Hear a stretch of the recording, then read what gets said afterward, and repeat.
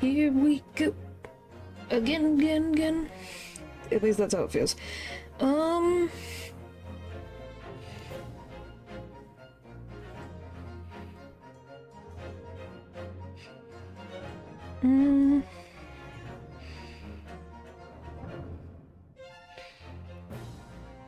Alright. Boom, boom, boom, boom. Bum, bum, bum, bum, bum, bum, bum. I think I'm good.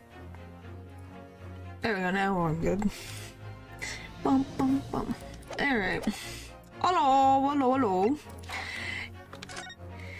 Can you believe it? Gregson is dead.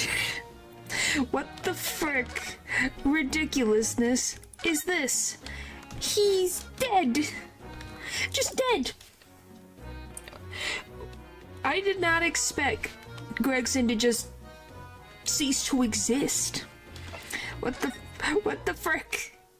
He was about to go to Paris. He was about to kind of be in retirement. Supposed to have the easy life. Now he's never gonna leave. It felt like a lie or something. It was like, huh? What do you mean? Alright. Let's get into this. Hello. Alright. Inspector Gregson. Gina, what was Inspector Gregson doing here in the first place?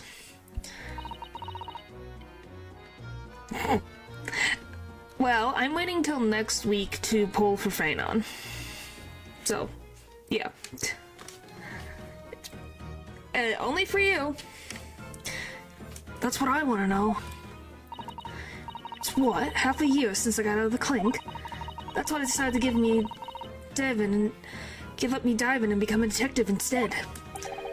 Oh yes, Mr. Schloms and twisted the inspector's arm to agree to take you on as an apprentice, didn't he?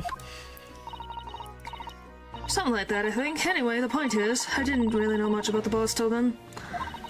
But turns out, he's a bit of a legend at the yard. Goodness, really? They say he managed to solve some really tricky case, just like that. He's absolutely ridiculous. Well, I was like, I know chat would get mad at me if I pulled for the character. I have like 86 pulls. Can easily deal 1 million damage. It's weird indeed. Yeah. But yes, I'm saving it for then. Other news before we track back to the game at hand. I finally completely got... Oh, what is it? Completely leveled up Castris. So, there's that. You did? Yep, and ever since then, he started going out on all sorts of investigations, but always on his own. No one else at the yard even knows what half the cases he's working on, apparently. That's not how it's supposed to work, is it? Wow, Gregson was so secretive? Most of the yard didn't know what he was doing? How high up in the ladder was Gregson? So what was the legendary inspector doing in a dingy little room like this? No, he had a lot of respect for the Reaper and all. And look where it landed him. Respect for the Reaper? In what way? I heard him say as much. I took my hat off to that fellow, were his words. Not how the general public feels, is it? Most people are terrified of the Reaper. Now, can we all agree? Did he work with the government? He did work with the government? Yeah, that is true. But it makes you wonder, how high up on the ladder is he? Because obviously he's under the Lord Chief Justice. Obviously. Is he like... Where is he in the yard's hierarchy here? And can we all agree that I do not believe for a second that Van Zieks would commit murder of Gregson. Like, that just seems such a far-fetched idea. It's not even... I don't even have to think that that is a possibility. Like, are you kidding me? If I had to guess, the only person... Well, yeah, the only person that I could see Van Ziek's actually going to murder is the professor. And the professor's already dead. So, you know... What do you mean? What do you mean, you? But yeah, like, the professor's the only one I can honestly think that Van Ziek's would immediately go to. He's probably getting framed, yeah. That's the thing where I'm like, what is the like, I know they were in a locked room type of case, but how even then can you prove to me, like, what case are they gonna put up for his framing of him killing Gregson? I just can't think of what it could possibly be unless it has to do with his brother's death. That's the only thing I can think of. Yeah, the boss said it there exactly why I respect the bloke. I didn't realize Gregson held the Reaper in such high regard. Hello. You're not that late, we just started. He said something else to me and all. That I just need to worry about the Reaper. Because he only goes after people who are bad. Expect the unexpected, I guess. It's all very strange, very, very strange. It did kind of set my mind at ease when he said that. Right. The crime scene. What is this place then? Does anyone live here? Apparently it's been rented by some cove called Hugh Boone. Hugh Boone? It's sort of a here today, gone tomorrow name. That, isn't it? Yeah, hello, unexpected, wow, that's a word. It's because everyone else turned off the settings.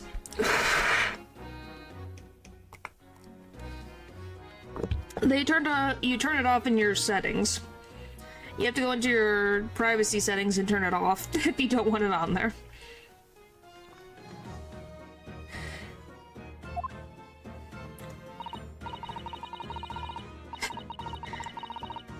Yeah, he's what we call an unidentified person. We haven't been able to get in touch with him. I see. Well, judging from appearances, I'd have to say this place hasn't been lived in for a long time. If ever. That's your choice. I'm the honored one. Right, all the lads from the yard piled down to get stuck into the investigation. But there's so little here, no one knew what to do with themselves. I do wonder. Yes, Mrs. Otto? Well, could it be that this Hugh Boone is in fact Inspector Gregson himself? Well, yes, that's what my assumption was. What? How could that be? Well, if he was investigating on his own... I vow. It's quite possible that this was in fact some kind of secret office of his. I never even considered that. That's because that's what they like to say. Guys, it's enough with the simp joke. I think you've made your point.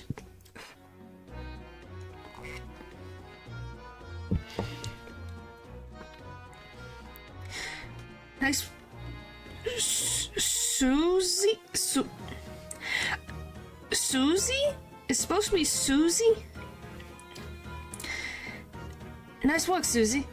We're actually following a line of inquiry like that ourselves. You are? If you look around the room, you'll see. There's few things that hit at it. Hi, Dylan. Zeus?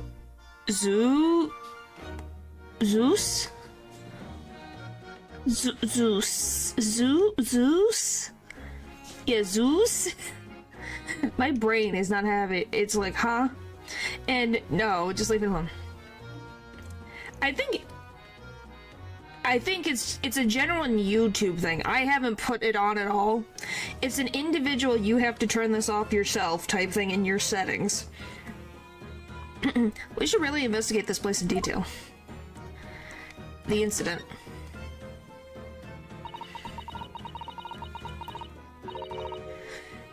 I see that's where the poor inspector was found, over there. Yeah, that's right. They said it was a single bullet what did him in. Apparently the bullet went right through him and struck the candle tree on the wall. Oh yes, it's blown one of the candles apart complete. What the frick? But there's no bullet hole. Where did it go?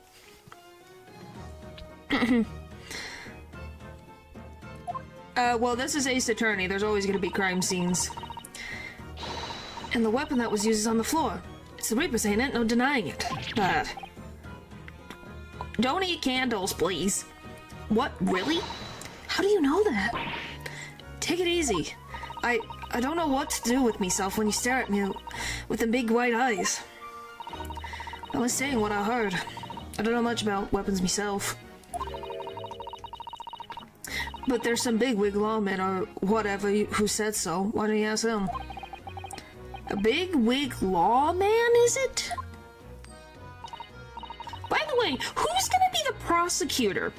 If it's not Van Zeeks, who's gonna be the prosecutor in this case? Cat would say otherwise. Yes. Kay would say otherwise. Anyway, Fresno Street runs along under that window there. There were some street sellers just outside who heard the shot.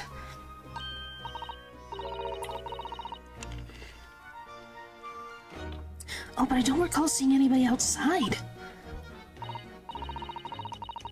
Just buy your wings!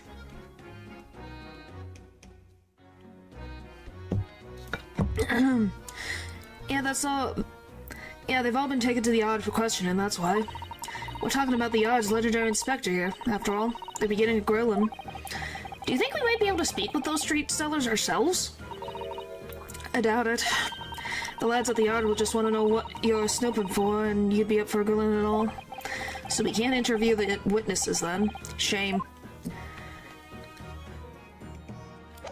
Well, we can barely even get Van Zeeks to talk to us, so we're off to a great start. Oh, it's a photograph stand. I suppose it must be a picture of one of Inspector Gregson's family members. I have a what-if question. Okay, what is it? Huh? What's the matter? Your eyes look like they're about to pop out of your head. They are, look! Mr. Naruto, quickly! It's a woman?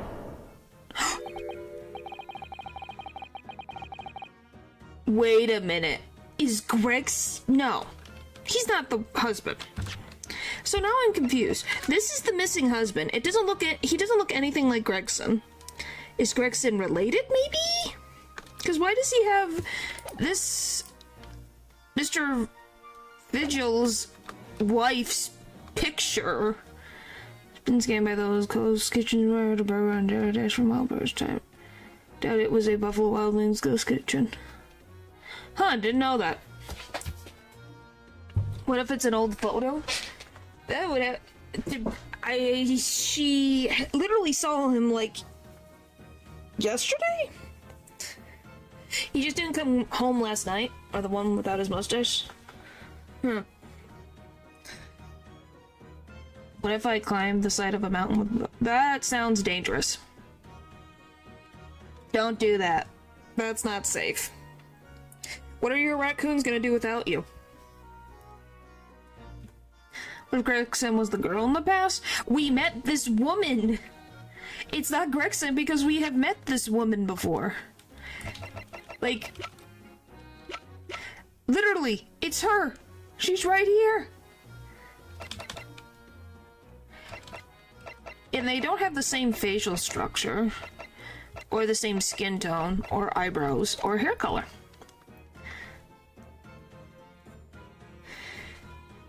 Probably because you have to, like, reload or something, who knows. It'll fix itself, eventually. Why do I feel like this woman is familiar somehow? course she's familiar. We only met her this morning. Oh, it's Mrs. Vigil. This makes no sense. Why would there be a picture of Mrs. Vigil in here? Were they working together? Trini, oh no, this is the first stream I've seen on the first case on this game. Huh. Well, she's from this literal chapter, that's the thing. To be frank, I don't think I've ever been more stumped. I'm sorry to say, I have no idea either. A photographic print of a smiling Mrs. Vigil in her younger years. It was found on a desk at the scene of the crime. Are you gonna tell me that Mr. Vigil is the murderer? If you tell me Mr. Vigil is the murderer and that's why he's gone, I swear. I don't know what the heck this is. Who knows? I don't really know. Excuse me. Oh, Inspector. Oh, sir. Poor man. He can't possibly be able to focus on investigating when he's so upset.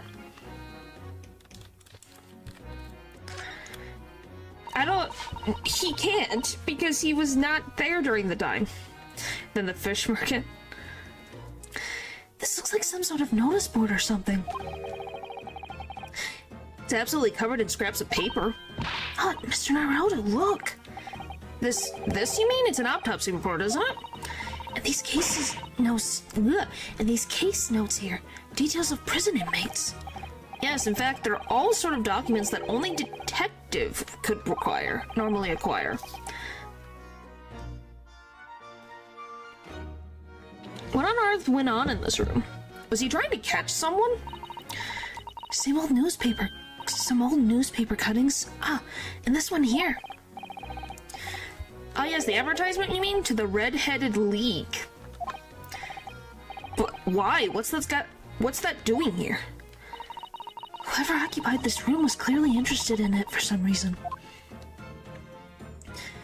Yeah, why was he involved?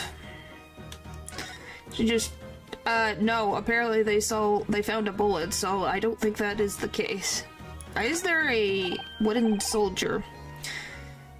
Oh, what's this? It would appear to be a little model policeman. It's rather charming, isn't it? In a way. Seeing it as it's on the floor here, do you think it belonged to Inspector Gregson? But why would he do that? It was just literally the only thing we know about the case is that Van Zeeks and Gregson were in this room together. And they had to, like, break through the door to get in. It's a little hard to imagine Lord Van Zeeks playing with something like this. It's only about 8 centimeters tall. It could have fallen out of someone's pocket, I suppose. Did they both die? No. Van Zeeks is still alive. So, this is Van Zeeks. He's a prosecutor. This is Gregson. He's the one who died. Then it's possible that he did it himself. There was only 2 people in the room, allegedly. I think we should record it as evidence just in case.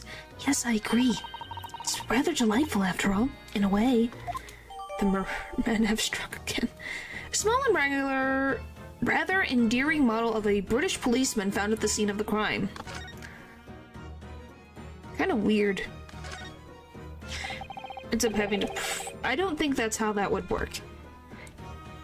This is presumably the murder weapon, then. Oh my. Is it real, I suppose? I think so.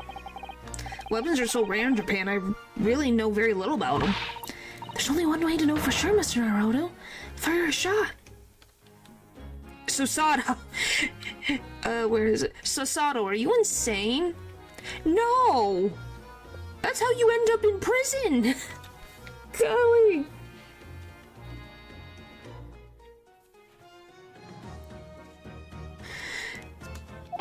No. If I did that, I'd be looking for a skilled lawyer to represent me in court. Yes, of course they exist in different places around the world. What do you mean?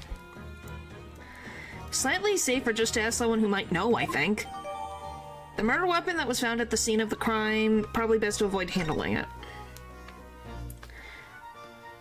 Okay. Alright. So I suppose this is where the victim... That's right, the rope is laid around the body to show exactly how it was found. Poor Inspector Gregson himself has already been taken away. And would probably be under Dr. Seiss' scalpel by now, if not for what happened last week. Okay, what are you guys doing? Stop it. Stop whatever weird heist you're doing? From the shape of the rope, it would appear that the inspector was curled up in a ball. Is that a wig? Yes, it is a wig.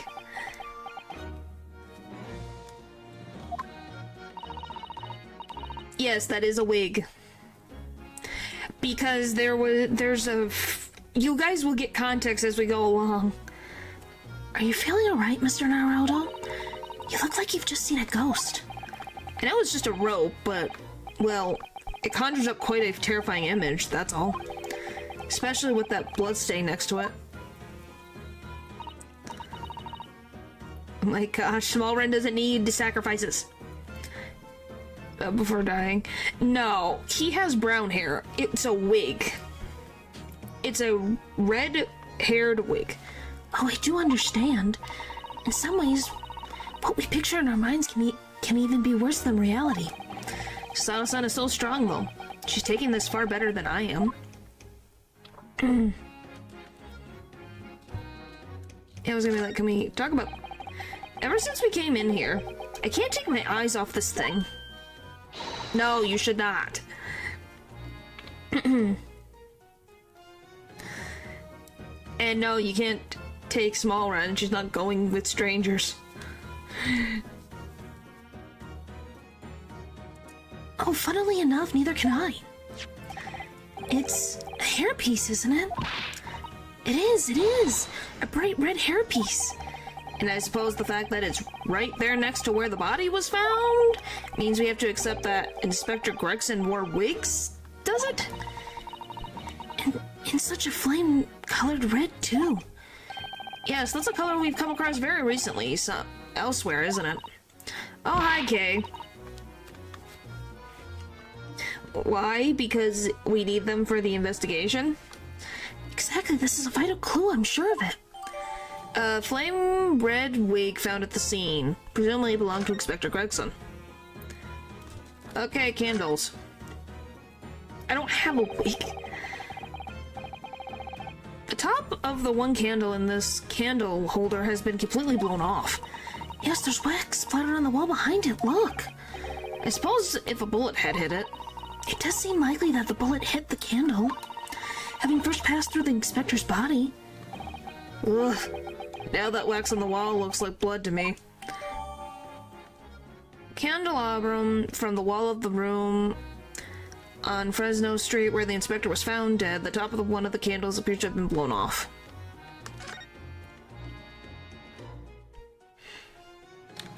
Oh, you be the Phoenix right way? Go ahead. Let's see, will you answer my questions? Excuse me. If you're looking down on us from the great beyond, Inspector, don't worry. We'll look after things at the yard. I've interrupted some deep thoughts there. Aw, he was really cared for. Excuse me. Sorry, sir. Can't see a thing, sir. Too many tears, sir. Right. Perhaps I'd better leave you to your work, then. It's just sad.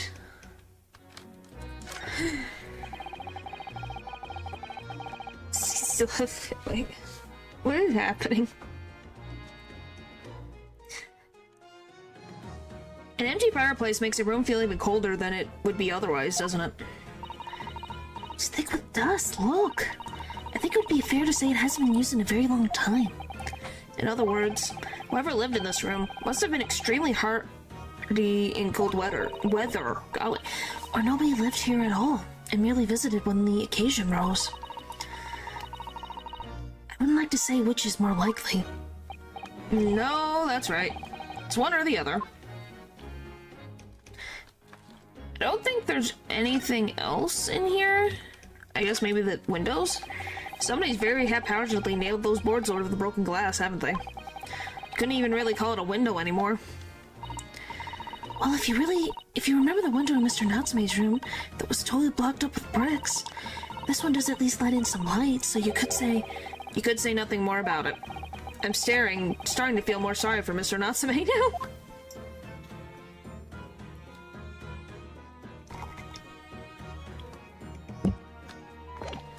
Alright. Let's see. Do you know anything about this? No? Gina, what do you make of this? What is that, evidence? Book something out about what happened, have you? Oh, no, not exactly. I ain't been long enough in this job to get all this deducting business yet. But I swear I'm gonna get the person who did this to the boss. Yes, everybody? I had pizza today, so I guess if you want pizza.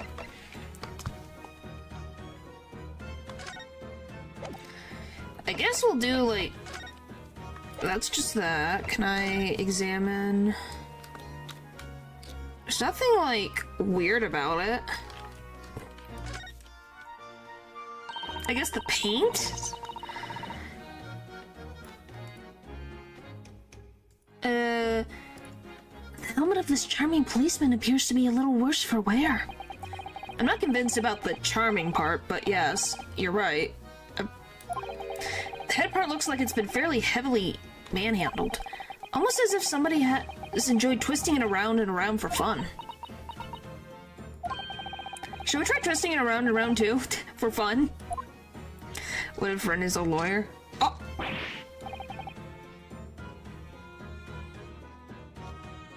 Excuse me? What the frick is that? Oh, what's that? It appears to be some sort of key. It's a freaking key? To what? But it's tiny though, it couldn't be a key for a door, not at that size. So what is it for, I wonder? Giving it a twist causes a key, like, shaft to pop out from the base. Where did that come from? It came from the freaking thing. Ooh, it looks like a screwdriver. I can't find anything out of place. What the frick am I looking at? I didn't snap his neck. This looks like some sort of key. Yes, it does. A very tiny and simple key. What's a little key doing inside a figurine of a policeman in the first place? And what's it for? That's weird. It's weird key. That's why I'm like, what? It's not for a door, but what the heck is it for? Well, I suppose this must have been the murder weapon. Oh my, it is real, I suppose. I think so. Weapons are so rare in Japan, I really know very little about them. Perhaps someone more familiar with firearms could shed a light on things here. Yeah, alright.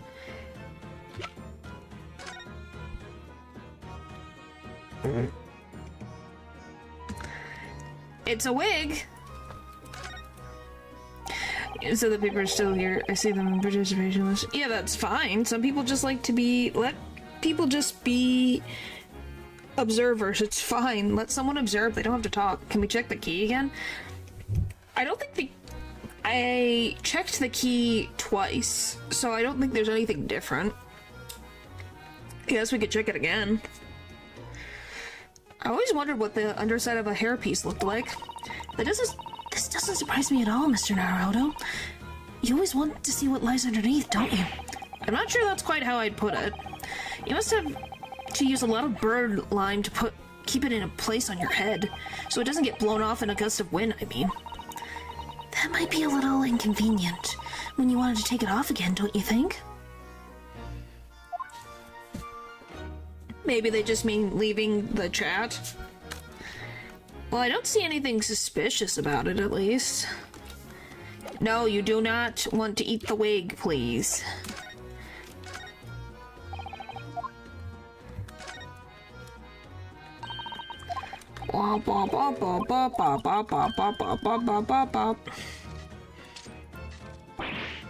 Alright.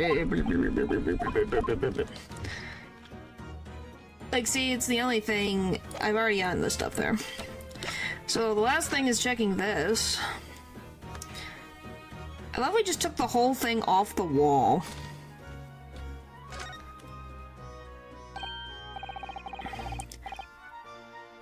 Oh, there's some black marks here, look! Yes, they look like some sort of scorch marks. Perhaps the bullet struck the candle here, do you think?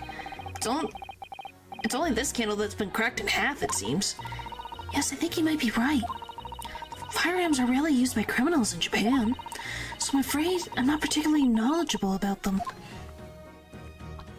Okay, this is a random question. To the ones in chat, would a firearm cause this type of burn to a candle if it hit it? Point out that not only were firearms present in Japan, they've been used for hundreds of years now. They're part of the traditional spears as well.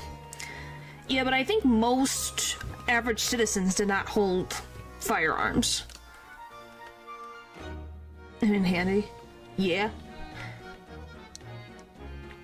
I hear nope and yeah. Does this... I'd say no. Because I'm like, it's weirdly... Like, you'd think it would be, like, snapped. Why is it burned? I've tried. Huh. It could possibly, but it probably had to be on fire. That's why I was like, it's... I don't think it would just, like... randomly have fire.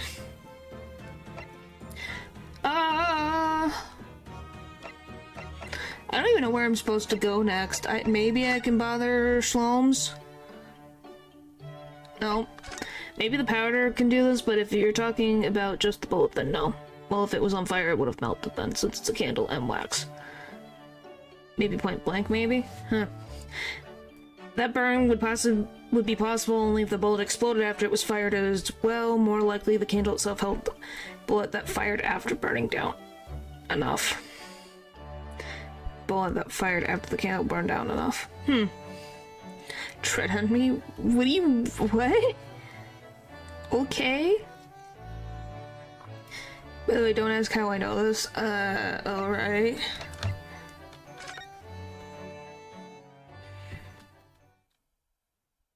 No, something's happening here. 1st of November. British Supreme Court.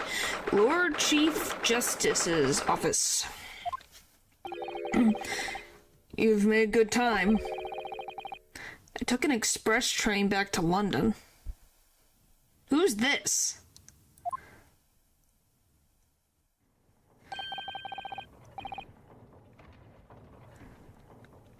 The candle likely isn't burnt wax. Seems like black powder to me. Yeah, that's why I'm like, it doesn't look like wax. That's the weird part. I can hear Lord Strongheart. Can you? Yes, it sounds as though he's talking to someone. It's you! Wait. Kazuma. You've made good time. I took an express train back to London. Where were you doing? Where did he go? Glad didn't get caught. Can we all agree that Kazuma literally found out his memories again, saw his childhood, like his sibling, pretty much his sibling, and his best friend, and Kazuma just freaking went, I think, to France, and then came back on train? I don't think Kazuma did it, but I'm just questioning what the frick is going on. Is everything in place? Got a private compartment on the train so I could check all the paperwork. It's... Kazuma-sama. So Paul first then went back, I guess. Oh, your timing is impeccable. It is? No doubt you have heard the sickening news about the Reaper's latest devilry. Yes? I'm sure you don't believe it, of course, though, Lord Strongheart. It was a sleep vent? Maybe he knocked on your door and you just didn't answer. that Lord Van Zeeks could have done such a thing to Inspector Gregson.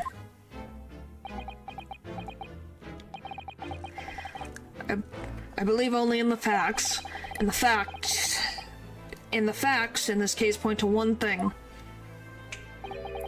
The unavoidable accusal of Lord Van Zeeks for this crime. Okay, yes, Natural, we know you like Strongheart. You've made that very clear since he first appeared.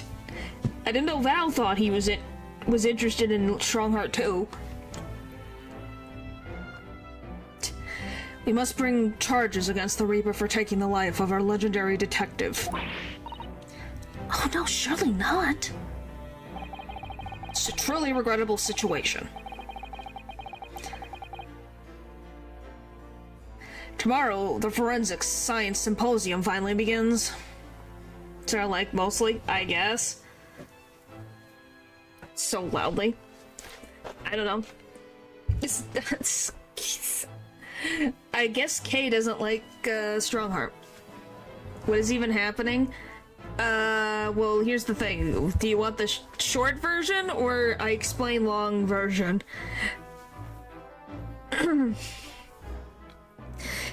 But yes, hello, Leo.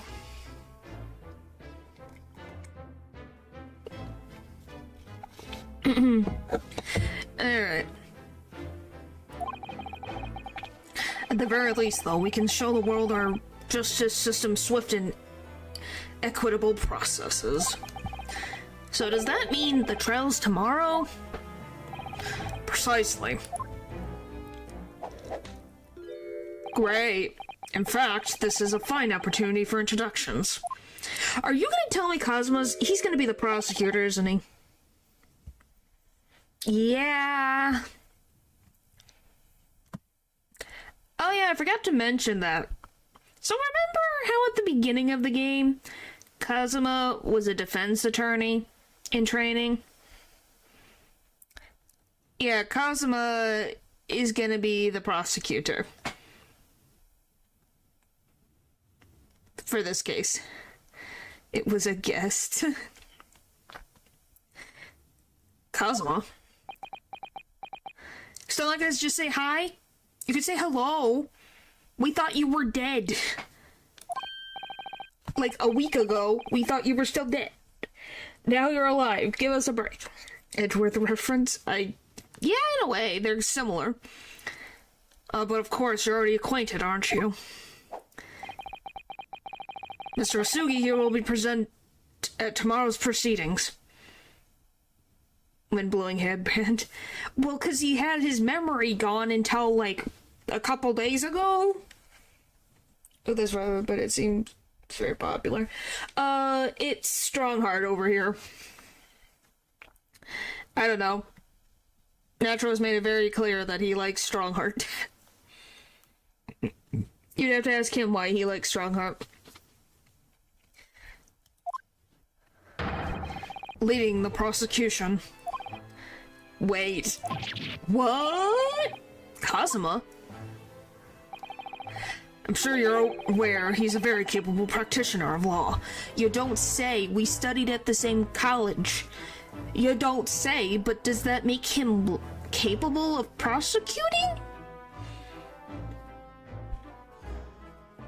Is being shady? You don't say. He's letting someone who recently got their memory back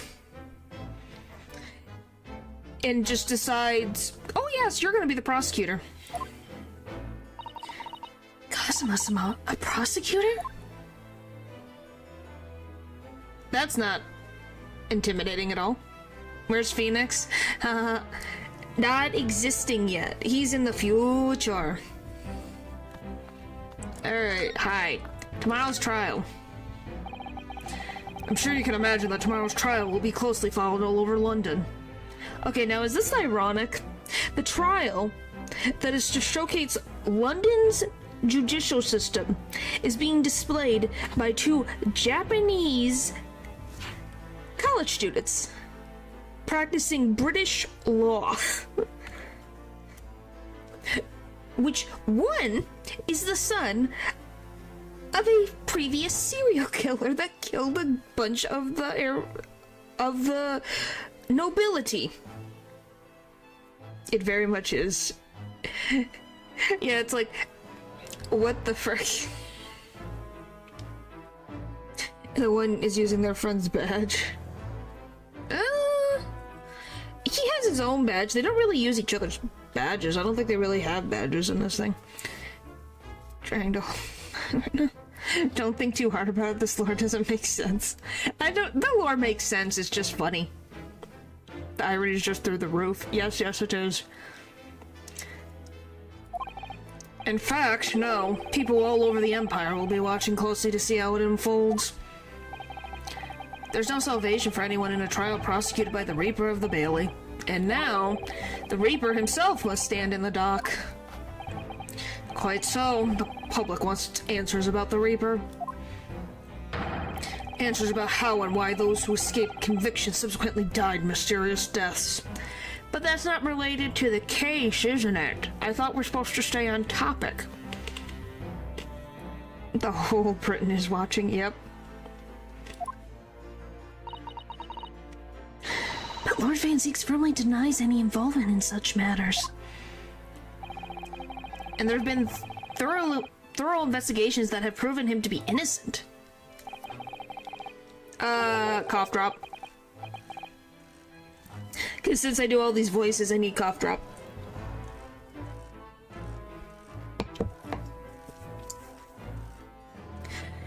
That's certainly true, or at least, or it has been at least until now. No, tomorrow's trial will mark the start of a new chapter in our country's great judicial history. I don't want to know. I really don't want to know. Professor Sugi. So, Cosmo will be prosecuting tomorrow? It means 19. Really? Huh.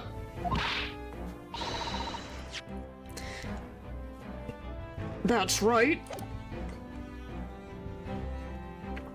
But he's a defense lawyer, Lord Strongheart. Accomplished young law practitioners can't pick and choose their roles. Guys, that's not true, is it? Someone can't just be a defense attorney and then just decide, oh, I'm gonna be a prosecutor the next moment, unless you've studied both sides of that. Don't you? I don't really know. Serious, are you gonna play another mystery visual novel? Maybe? That's a possibility. I just have so many to go through. They can? Okay, so they can flip-flop. Gregson's dead. He's the victim in this case. Wasn't it? Huh. Law is law. Very informative, Eldridge. Very informative. Yes, yes. Have you Godot? I remember Godot, but he was in hospital for who knows how long. Then Maya died, so he had time to learn the other half of the law, like, related to the prosecution. Related to it. Because he had to go through the exam again. Because he went under a new name.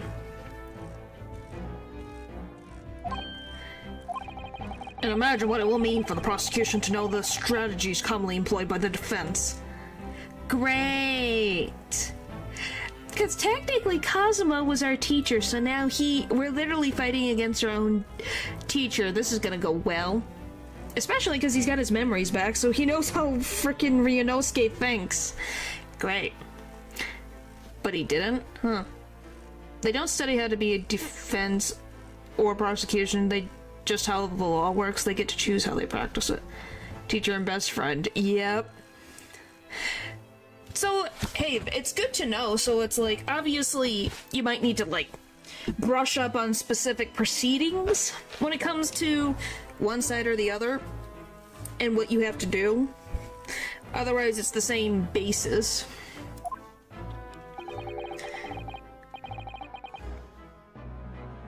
He's got the two swords. He's got his... I should move, by the way. Look, Cosmo has two swords now. He's got his family sword that we gave back to him, and then he's got this other sword that he's had with him this entire time. Since he appeared in Britain. Nosuke is shaking things up. I think they're using Kazuma for that precise reason. Maybe.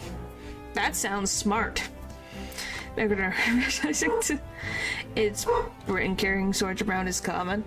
Yeah, but I find it interesting that he is dual wielding 2 different swords. You know, just 2 different swords. A devastating combination, wouldn't you agree? Well, you can hear them that far away, golly. Absolutely. I have no doubt at all that Kazuma will be razor sharp as a prosecutor. But why Kazuma-sama? There are surely many other highly skilled prosecutors in Great Britain. Good question, Sasato. It was a personal request. I asked to be assigned to the trial. Huh?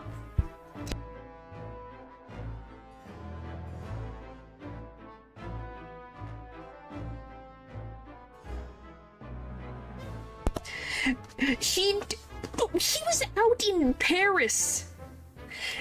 It's not like you can just get a phone call of, oh yeah, you know, Gregson, he's now not in this plane of existence. Do you want to be a part of this trial? You want a hug? For what, Kazuma?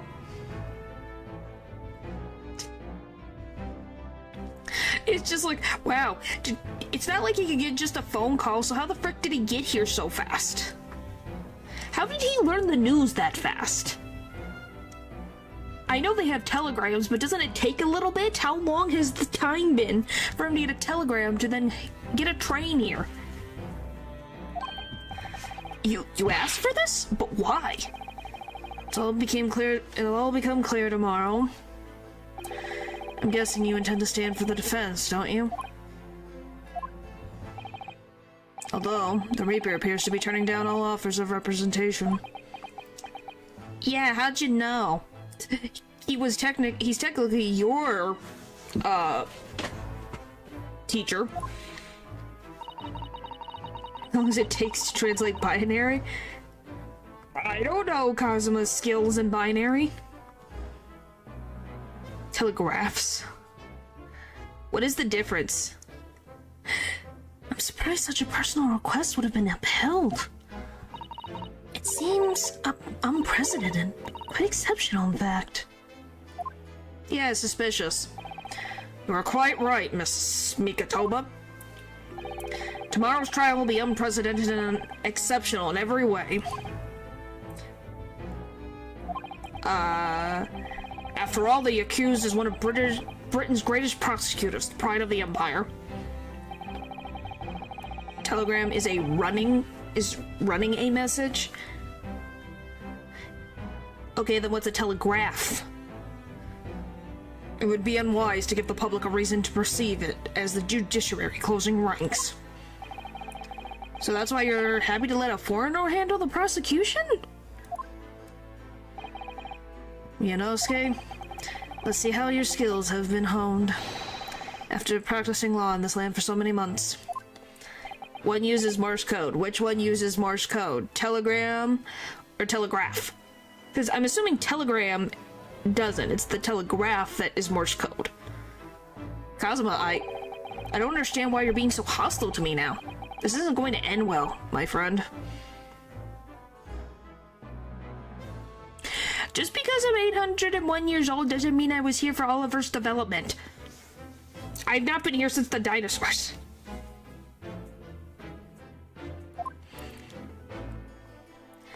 Alright, the killer's weapon.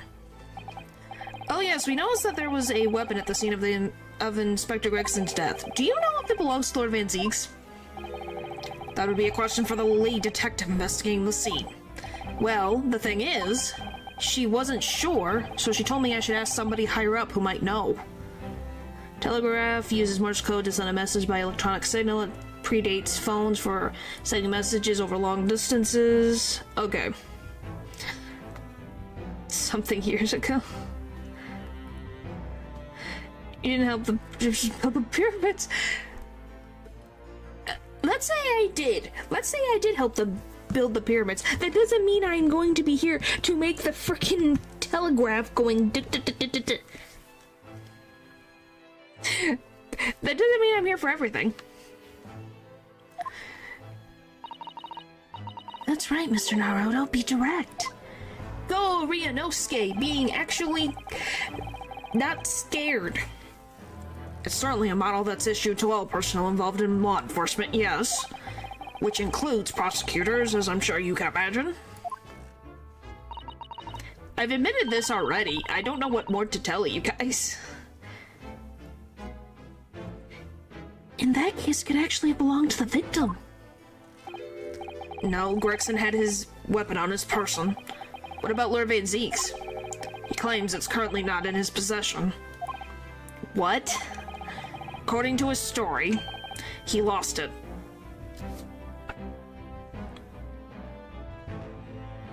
Van Zeek's, you just lost a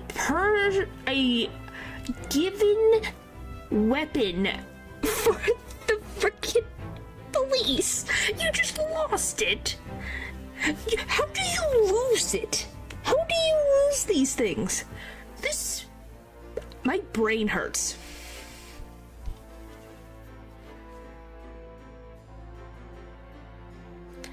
What do you mean? Excuse me? What do you mean by that, Dylan? I graduated our school with high marks, thank you very much. In short, it's more than a little suspicious. But you just said the weapon in question is the same type as the defendant. Defendant's is no proof that it's actually his. No, of course not. Nevertheless, the situation is grave for Lord Van Zeek's.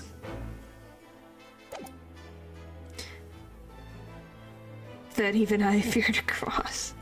Boy. Alright. Sorry for all the worry I've caused you, but it'll be alright now. Has your memory completely returned? Yes, completely. I remember everything. Including what I was coming here to do. Right.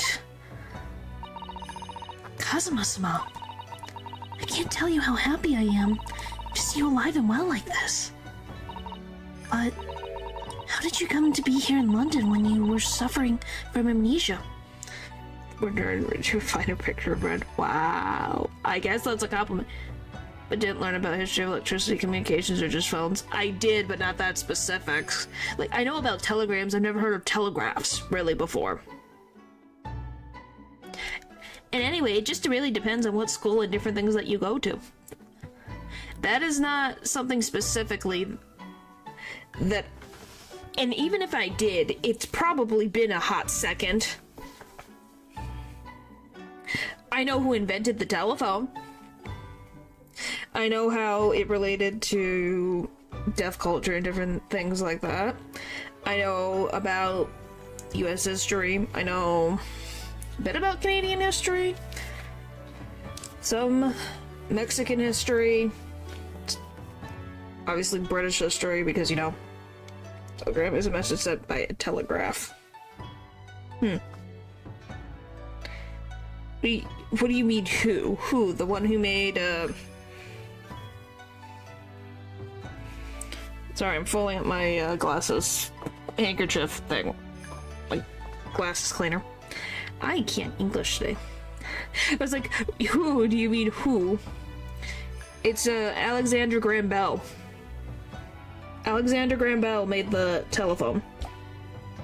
Yeah, the guy who made verbal communications is also seen in infamy as not a great person in the deaf community. So yeah, that could be a whole thing you could talk about. I'm not getting into that today.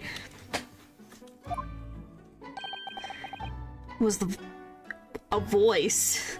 There was a voice. Kazuma, do we need you to see a doctor?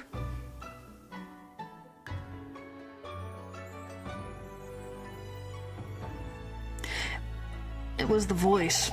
This past year, I've been hearing it in my head constantly, saying the same thing over and over. Go to London. That's where your destiny awaits. What frickin' voice was speaking into your ear?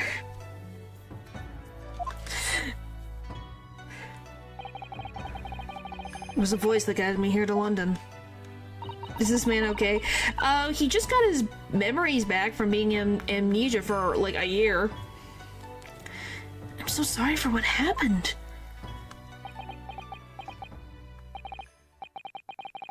Anyway, my memories might have returned to me, but there's something that won't return the way it was before.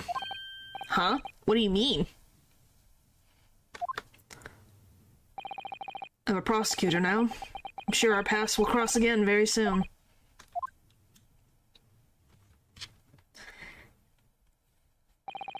It doesn't look like we're going to glean much more here. Well, thank you very much, Lord Strongheart. Remember, tomorrow's trial will go down in our Empire's history. There's much you could learn from the public gallery. Where's the gallery? Sorry to have taken up so much of your time. We'll see ourselves out. Hold it! Hi, Kazuma. What? You could have just said, hey, wait a second. No, you went, hold it. Do you get Kazuma's lore yet? Because there's a lot of what in the world. Not that it's spoilers. I know a bit about what Kazuma's here to do, but I don't know the whole thing, so I would suggest not saying anything. Like, I know a little tiny itty bit of the iceberg about what Kazuma's here for.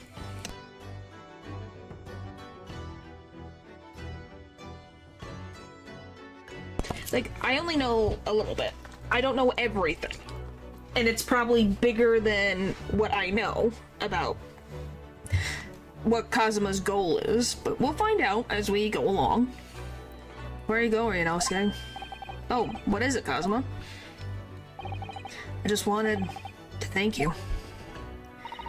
Kazuma-sama, what?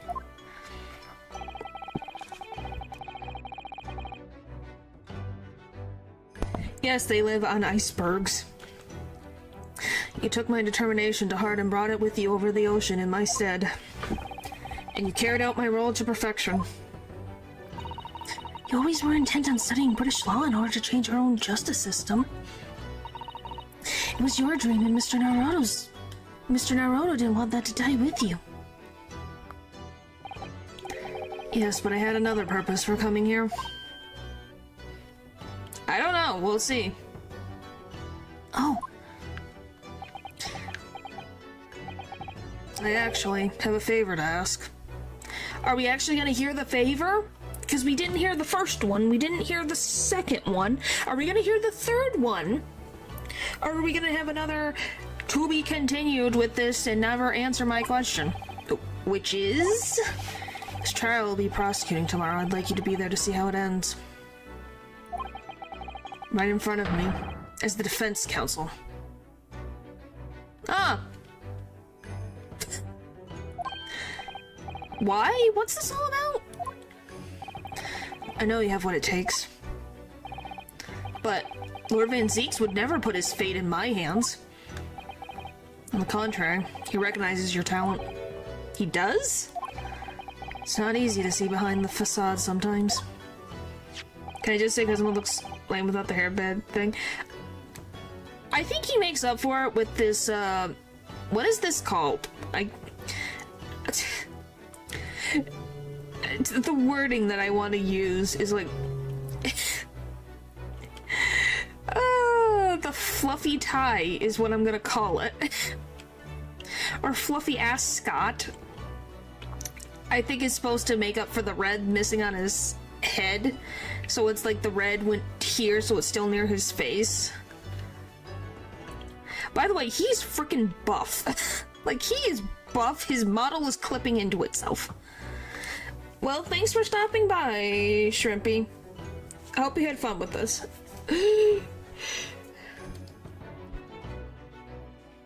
Here, have a look at this.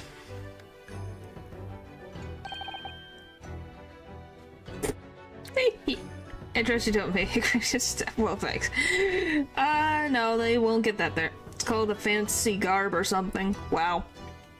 Okay, so Gregson knew Brock's brother.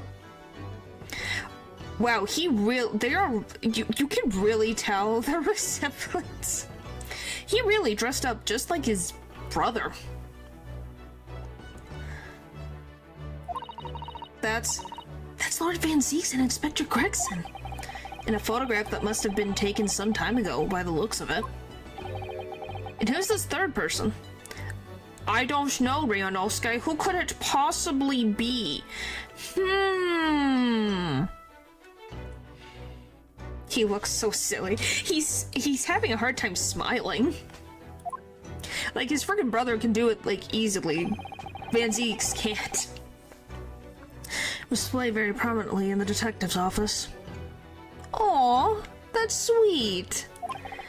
In Gregson's office, you mean? Yes, what I'm trying to say is, if you really think you can trust the Reaper, you might find that some straight talking makes him take a different view. Take it. Gregson's photograph. An old photographic print displayed rather prominently in Inspector Gregson's office, as if it was a treasured memory. Smiling is hard. Smile for the camera, please. Yeah, smiling can be hard, but you have to remember that's when Van Zeeks was happier. Like, when he actually smiled. I don't understand. Why are you giving this to me? Just hurry, Ryanovsky. Visiting hours at the prison are almost over. What are you doing, Cosmo? Is it really? Yeah, that's the funny part. This is during the time when he was supposed to be more smileys. So it's a little, surprising. I smile all the time. Well, yes, your profile picture says all, doesn't it? He's still reading. Lord Van Zeeks is still reading that letter. We've been gone quite a long some time, though. Either he's an incredibly slow reader, or it's an incredibly long letter, or he's just rereading it. Might even be able to read English faster than he can.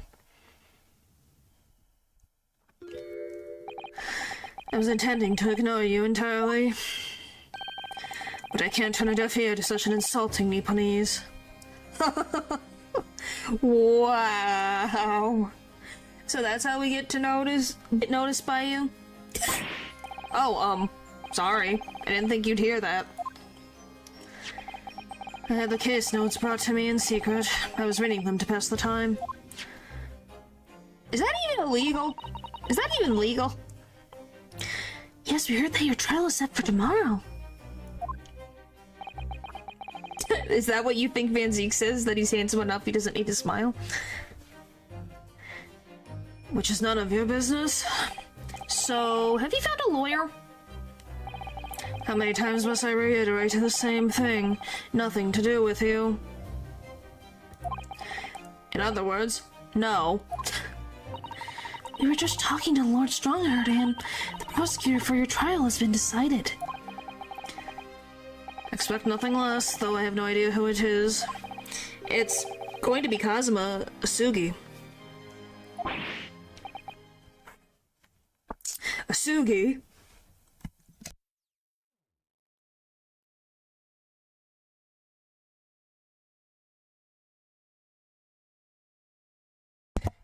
I don't know. Who knows? That made the color drain from his face.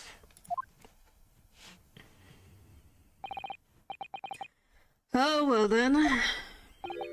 It seems I'm going to have to engage in conversation with you again after all. I never asked for it, so...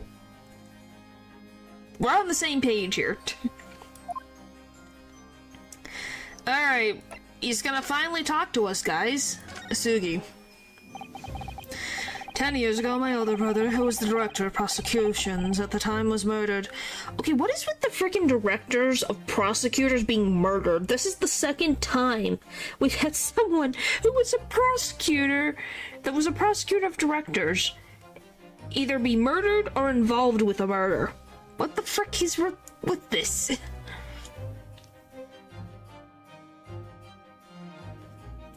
Yes, I do get a say in this, thank you very much.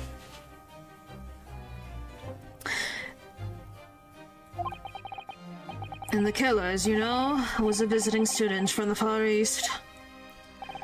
Not a single day goes by when I don't curse the name Asugi.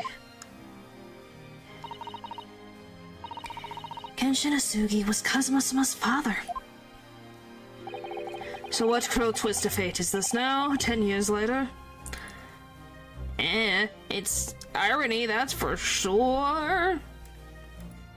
Not directly, you don't. Okay. That man's son is crucifying me in some kangaroo court. Huh? What does that mean? I still don't understand why Lord Strongheart apprenticed Kazuma to you. It's what he does. No doubt he knew of the young man's true identity from the outset. What could he have possibly be hoping to achieve? And let's not forget that it was only 8 days ago that Kazuma recovered from amnesia. Yeah, like a week and a day ago. He got his memories back. Perfect condition to be a prosecutor, right guys?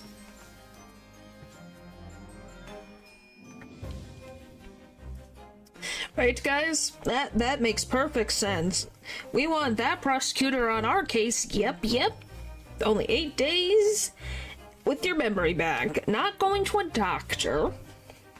Letting him travel to France back and forth. Not for medical help, but just because. Brilliant. Just utterly brilliant, Lord Strongheart. Therapist didn't exist yet. It's not even a therapist, just going to a doctor. Like, he had amnesia. You can't tell me they can't check.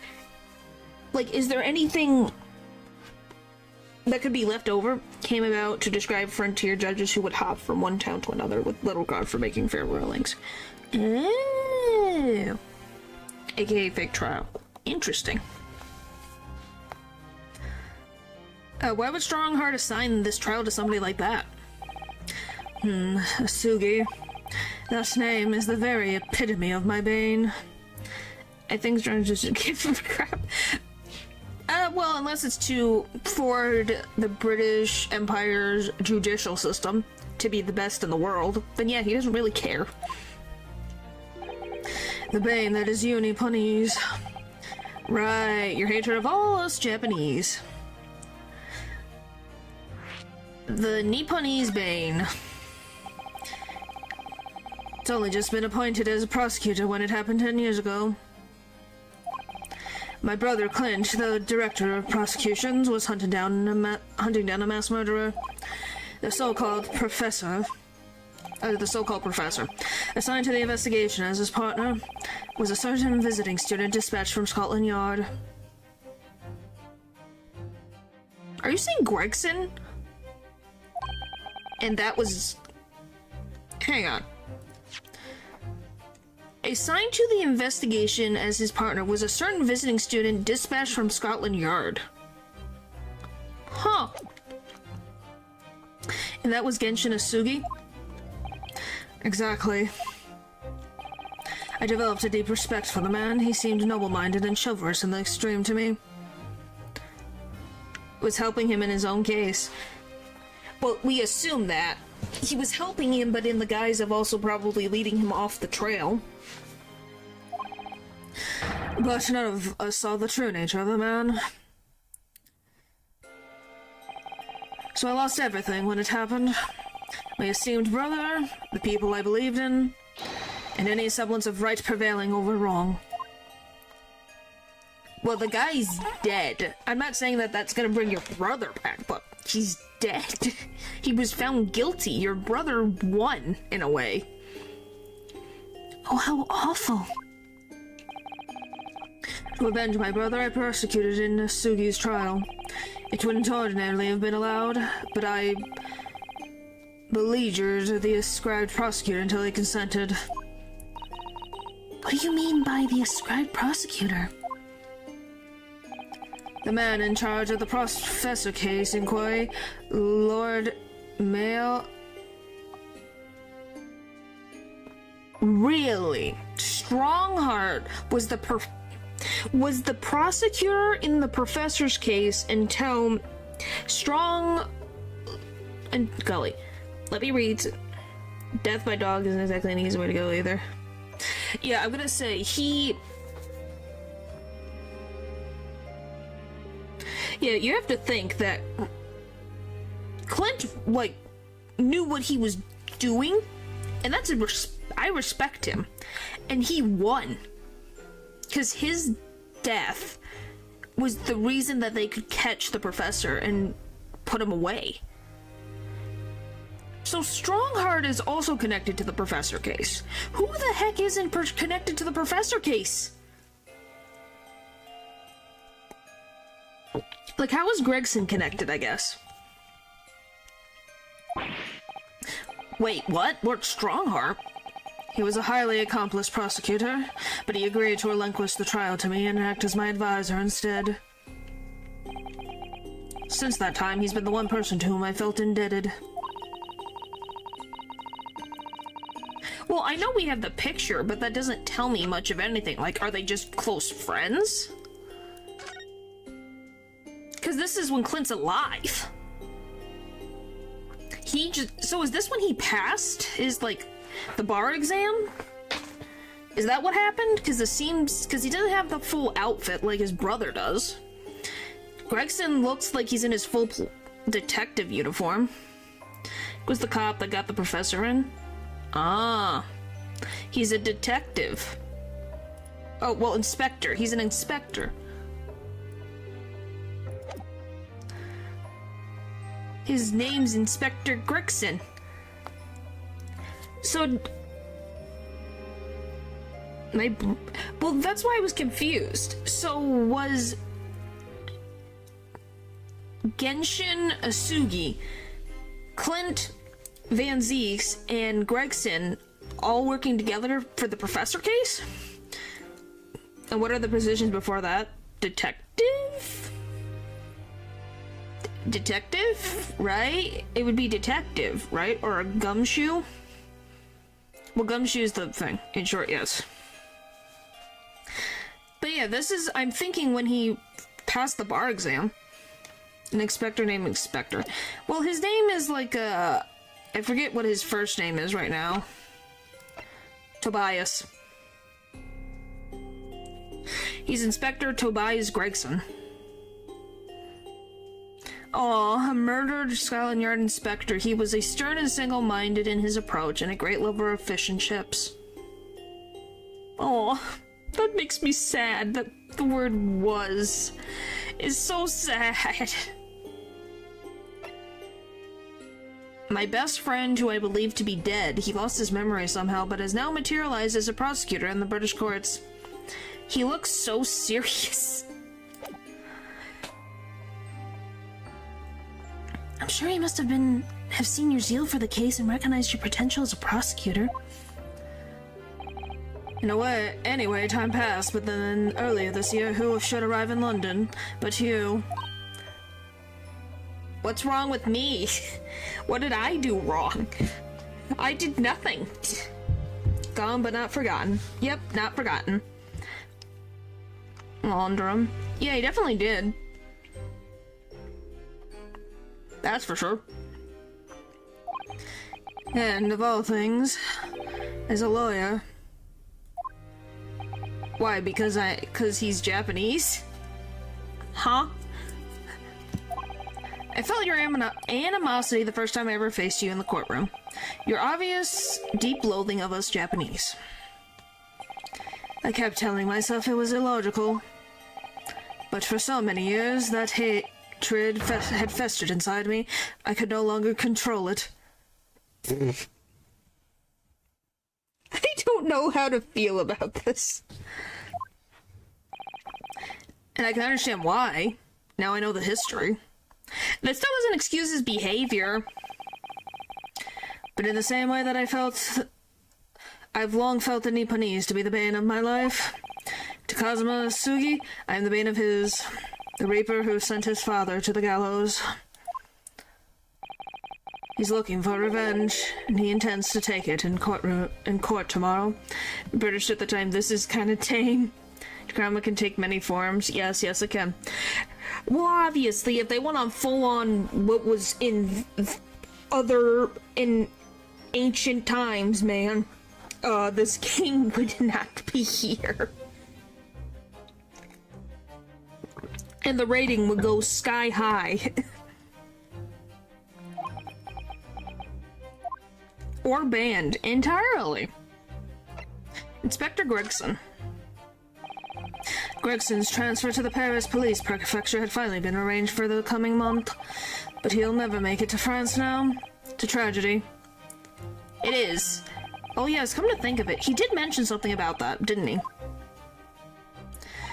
I wonder, does it happen often? Being transferred internationally, I mean. It's the first time I've ever encountered it. Weird thing. So it's not that common, so why were they trying to get rid of Gregson to go into Paris? Right? Like, why were they sending him all the way to France? If it's the first time Van Zieks has ever encountered it, and he's been in the court for a quarter of a decade, quarter of a century, why would they all of a sudden want Gregson to leave? What is making them want to suddenly move him? Maybe that's what he was looking into? Maybe. Because it's weird that they want to transfer him all of a sudden. Because he's been around since the Professor case. Oh. The Paris police welcoming an English detective is almost inconceivable. I can't imagine what kind of magic Gregson must have worked to put that arrangement in place. It sounds like that mystery has even the Reaper perplexed. I'm afraid to say that we were very ignorant about Inspector Gregson's standing. We heard that he was considered something of a legend at Scotland Yard. Again, it was 10 years ago that he first made a name for himself. Okay, so he became the legend because he put away the Professor, is what I'm hearing. Is he arrested and put away the Professor for good? Van Zieks was the one who pretty much put the last nail in the coffin and sent him away by uncovering a decisive piece of evidence that exposed the Professor's identity. If it wasn't for Gregson's singular approach to the case, the discovery would have never been made. What sort of approach? After my brother's life was taken, the inspector pushed for a full autopsy. Oh my, 10 years ago? Bye, natural. Why is that so surprising? Autopsy was considered a desecration of the body at the time and rather rarely performed. And my brother was of course a noble. That made the idea of it even more unthinkable. But something Gregson had dug up in his investigations made him determined it was a necessary. His powerful conviction somehow influenced the House of Lords, and as a result I could avenge my brother's death. So you must have great confidence in the Inspector's abilities, then. It's even more inconceivable that you would have taken its life. I don't have confidence in anyone. Oh. And I'm sure Gregson felt the same way. I have no doubt he thought of me only as the ominous Reaper, just like the rest of London. I wouldn't say so. What really went on between Lord Van Zieks and Gregson, I wonder? What was the true nature of the relationship? Your weapon. About the weapon you used to shoot the inspector that was found at the scene. Ah yes, that's not mine. Really? Because common opinion seems to be that it is. What do you expect me to say to that? Lord Strongheart informs us that you claim to have misplaced your firearm. As embarrassing as that is, I'm afraid it's true. I still don't understand how the frick you just misplaced this thing that is literally a part of your uniform. You literally have a sword always on your freaking side. You can't tell me that you forget that somewhere. How do you forget a weapon? Like a gun? How do you just leave that behind? Oh, whoops-a-daisy, I left it behind. Good thing I have me sword still on me. When did you lose it, then? That, I don't know. Oh, I was issued with a revolver when I first became a prosecutor 10 years ago. It was a plain cover-up, not a panicked one. It has to be, but it's still very funny to just think, oh yeah, I just left that behind somewhere.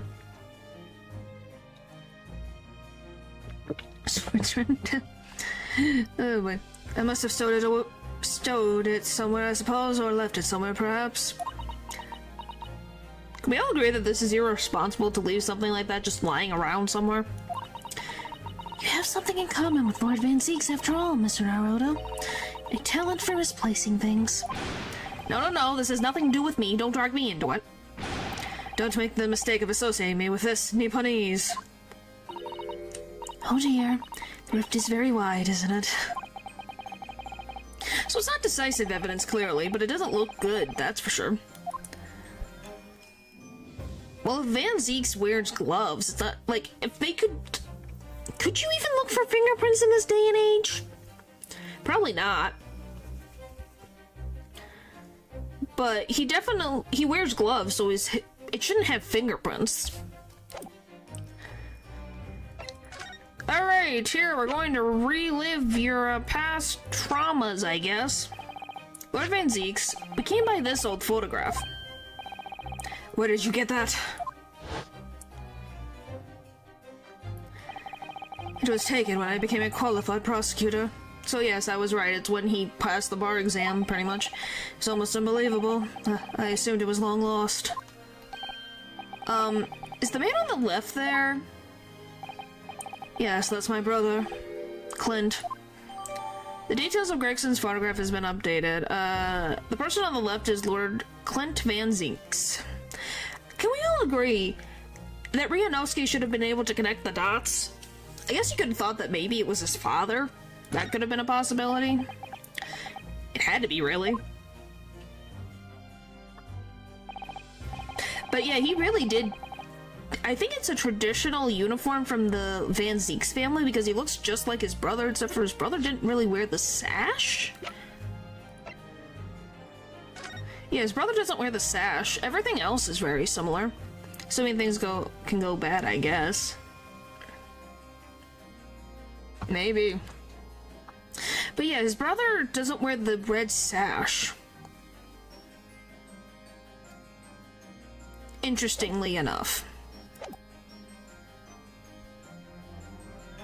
Apparently this picture was prominently displayed in Gregson's office. He had a deep respect for you, you know? Were you aware of that? Respect? That's nonsense.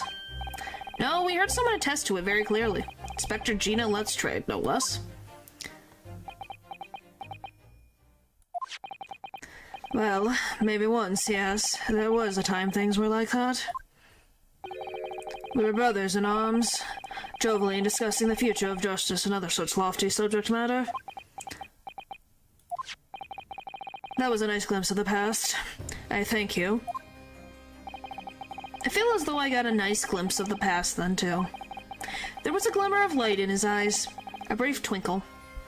Well, 'cause he's thinking about a happy time in his life, you know, he passed the bar exam, his brother was proud of him, Gregson, who was obviously someone who he respected at one point and was close to his brother, was proud of him that he passed the exam. I think that's just a happy moment.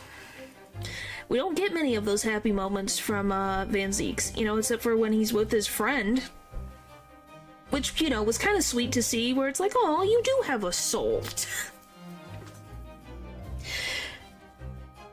When it comes to the people he cares about.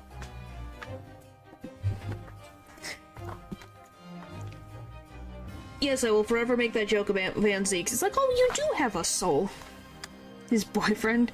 Yeah, his boyfriend. He's the only other one that he sees. When it comes to his brother, justice, like, the truth, When I say his brother, Justice and the Truth, and then his college friend. An insight into the true nature of this man known to all as the Stone Cold Reaper of the Bailey.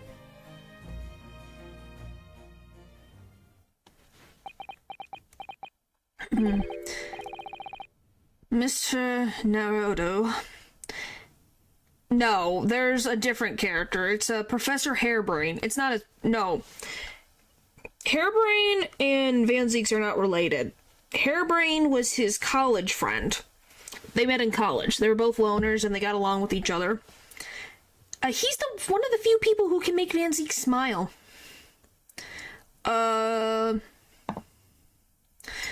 Clint is his older brother, which is the one in the photograph here. Yeah, not the same. They don't look anything alike, I promise you that. Oh, that's the first time he's ever used my actual name. Progress.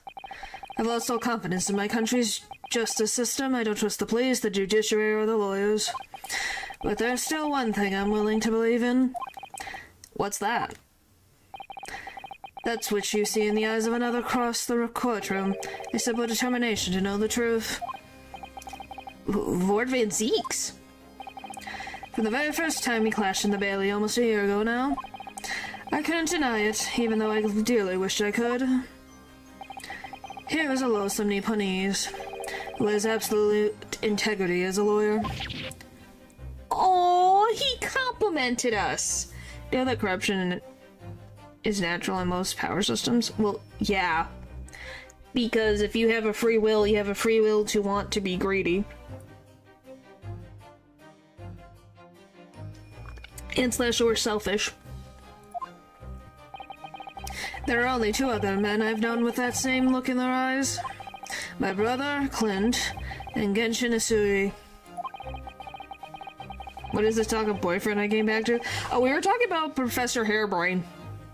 That there's only so few people that will make... Like, I think what we know of is there's 2 people that can make Van Zieks smile. His brother, Clint, and Professor Hairbrain. And Val called Professor Hairbrain Van Zieks' boyfriend. Hey, he's the only human being that, you know, is not completely terrified of Van Zieks, so it's definitely a possibility. The man he idolized and the man who betrayed his trust in the most hideous way. 2 brilliant men still single? Yeah, that is true. When you showed me that photograph just now, it reminded me. You mean this photograph? It's suspicious. Yeah, who knows? And he reads Hairbrain's letters and was worried about him. He wanted him to go back to Germany immediately so that this curse of the Reaper of the Bailey didn't affect him. It shows that he cares. Back then, I was able to laugh. I was free of the shackles of mistrust that plague me now. I looked to the future with hope. Since then, I've protected myself against betrayal by refusing to trust anyone. But at times, the mire into which I've sunk makes it almost impossible to breathe. I'm so sorry.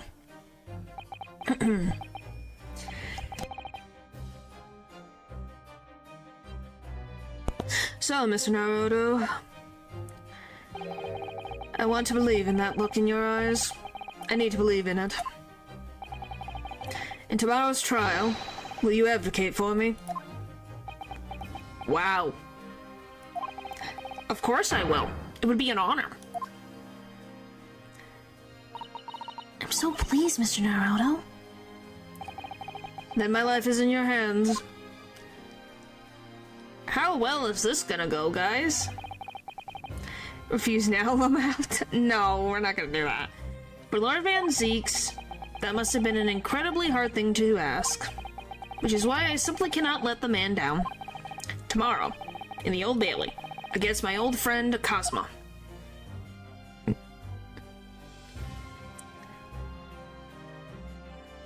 To be continued right now. Woo! Are you guys ready? I'm not ready. Are you guys ready to see Kazuma in court again? We haven't seen him since the first chapter of the first game. Golly. 2nd of November. 8:56 a.m. The Old Bailey. Defendant's Antechamber. Porn ready? Yeah, it's definitely something. Unlike you, apparently. I'm just gonna have to get through the voices. I can't just do Van Zeek's voice. There's that odd, familiar feeling again. The crushing pressure of this historic courthouse. Actually, no. It's a little different today.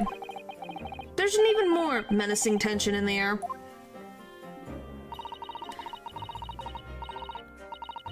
Huh. Now I wonder why there's a menacing tension. Is it because Van Zeek's in the room? Is there a menacing tension in the air here today? Isn't there, I suppose? Yes, I think so. Probably can only be the result of the menacing appearance of the defendant. I guessed right.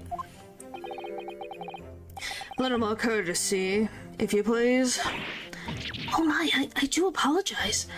All the glares will send our way if we mess up. Yeah. However, you're certainly not mistaken that this trial is far from ordinary. What do you mean? I'm not privy to the details, however, I understand that no jury has been selected. Really? We're not gonna have to deal with a jury this time? Are we doing the old-fashioned Ace Attorney based on the judge saying guilty or not guilty? Ooh. You want to mess up on purpose now? I don't want to. Yeah, it's like, wow, this entire time, the only time we haven't had to deal with a jury is when we were in the Japanese courts. So why is there no jury? A trial without a jury? Well, that's just like the trial of the professor 10 years ago. Huh. Again, the professor is brought up. Huh. I wonder if this whole case is connected to the professor. Are we collecting red flags? Yes, I think we are. We're collecting a lot of them right now. A closed court. Not closed enough, I guess. Shaloms can just walk right in going, hi guys, I'm here too. Hello. Oh, we need some alleviation of the tension, my friend. Good morning, my dear fellows. Mr. Sloans. Have you made note of my hair, Mr. Naruto? An outright victory for science, you must agree. Oh yeah, your hair was red last time. Yes, it's back to normal.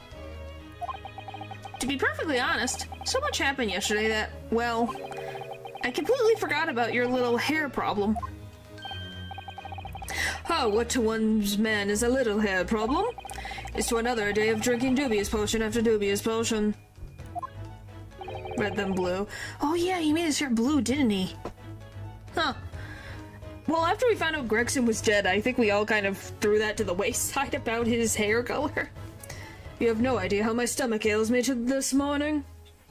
Well, I don't know why you decided to go from dubious potion to dubious potion.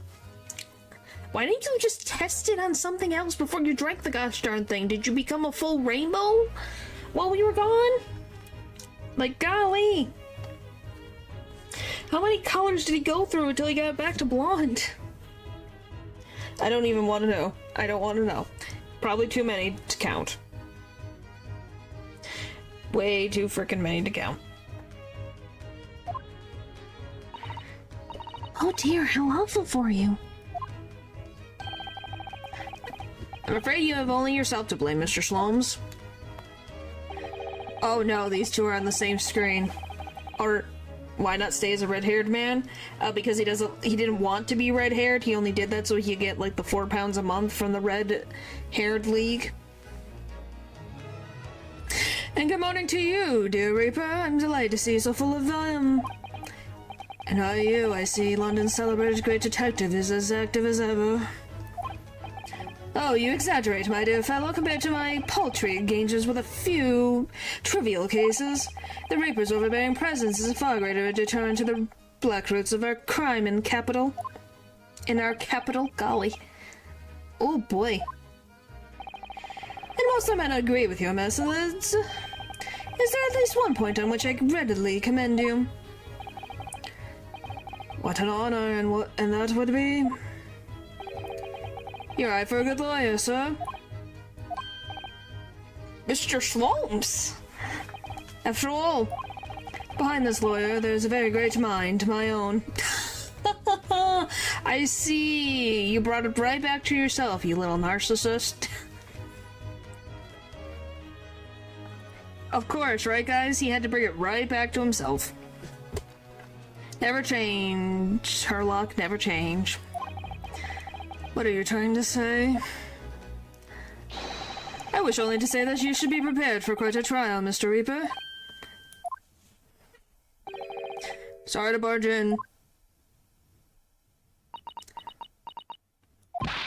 Gina! We lost him in Pokemon, it is sad. What's that on her arm? It's a mourning badge, I suppose. Father, shouldn't you be at the symposium? It's been postponed, so I have some free time. Decided to come along with the police inspector to see our country's up-and-coming student in action. Everybody's here. I shall be very interested to see the fruits of your studies over the past year. Well, it's an honor to have you here. Let's hope there are some fruits to see. Odo. Oh, yes, Gina? Why'd you agree to this, huh? Why'd you take him on? This Reaper bloke, everyone says it was him who killed the boss. I'm sorry, Gina, but I just don't believe that. Well, if it weren't him, who was it? I don't know that yet. I don't care who call him what. Call him... Okay. I don't care who calls him what. The Reaper's just a name. He's just a person at the end of the day. And if it turns out it was him who killed the boss, God help him. Oh boy. Fiery eyes indeed. Yes, the culprit deserves every ounce of your loathing. Eh? At least that may be some solace to the deceased. She really cares about Gregson. Please, Odo. Get whoever did this for the boss. Oh, Gina. I hate feeling this useless, but there's nothing I can do. So we've gotta find out who done this and make the rich pay. Counsel for the defense and the defendant. The court will be in session shortly. Make your way to the courtroom at once, please. Alright then, here we go. It's time, Mr. Naruto. Lord Van Zeeks. You guys ready? Here we go, into court we go!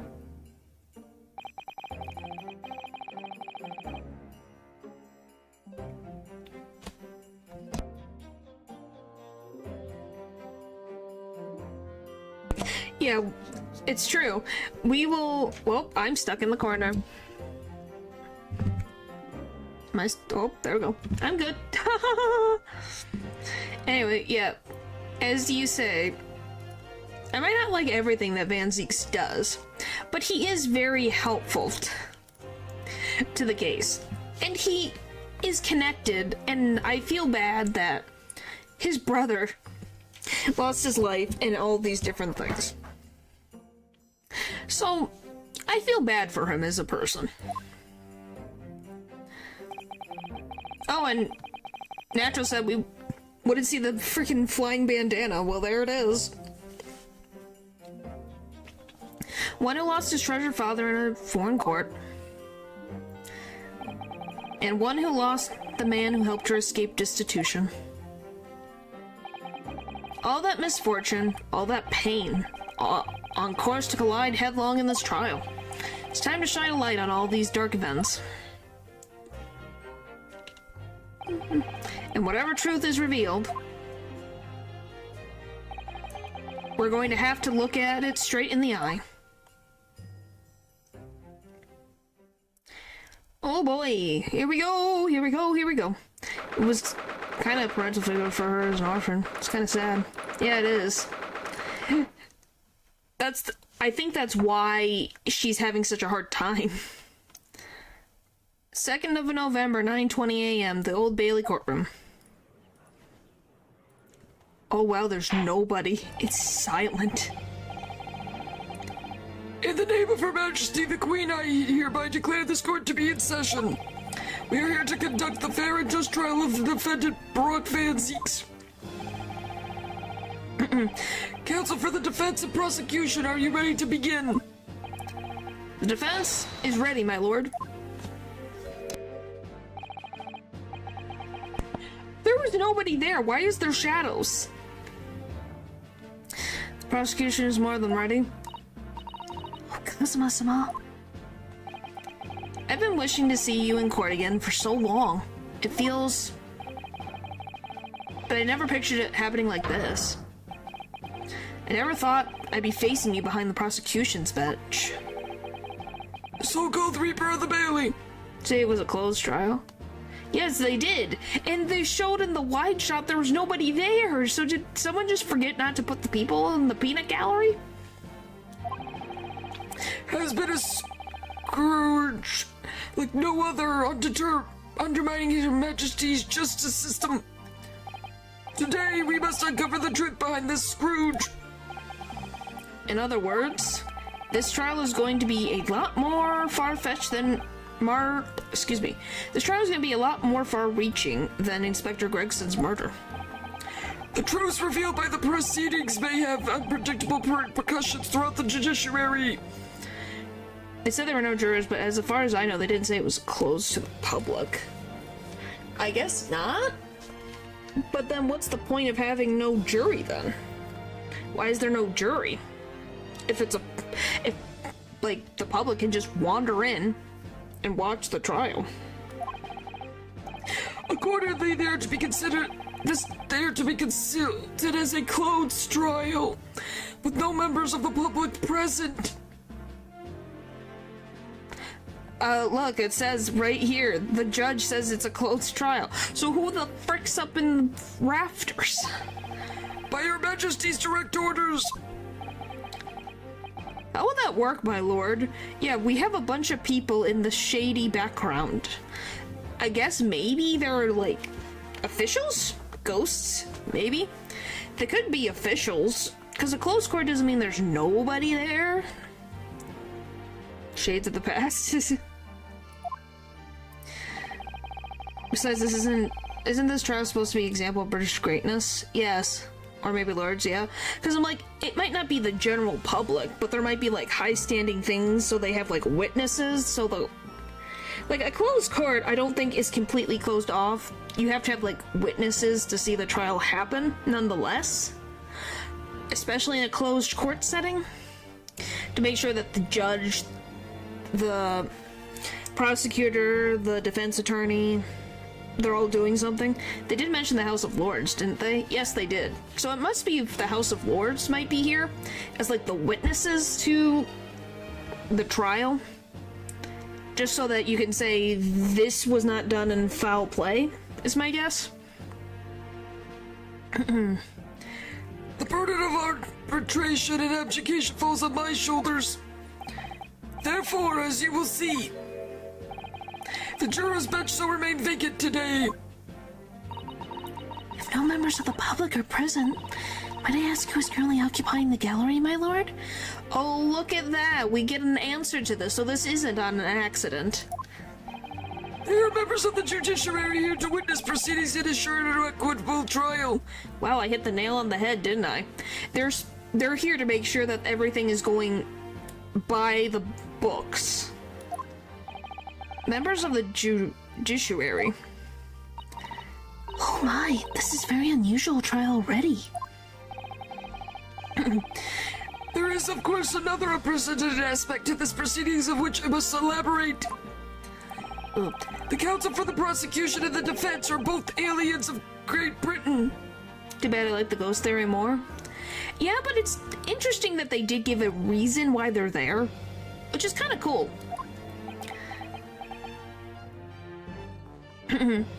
As criminals, the Reaper prosecuted. Oh boy. I believe it takes an outsider to see the truth sometimes. And as I stand here in this courtroom now, I'm quite certain. This is the reason why I had to come to Britain. Cosmo? Very well, let's commence proceedings. Prosecutor Asugi, your opening statement, if you please. Certainly, my lord. The incident took place on 1st of November, just after 5 o'clock in the afternoon. The location was a building of flats on Fresno Street on the outskirts of the city. The victim's body was discovered in an old single-room rental property. Yes, Inspector Tobias Gregson, a name known very well to this very court. Yeah, the judge is the one who makes the decision for this trial. Not at least for... Hang on.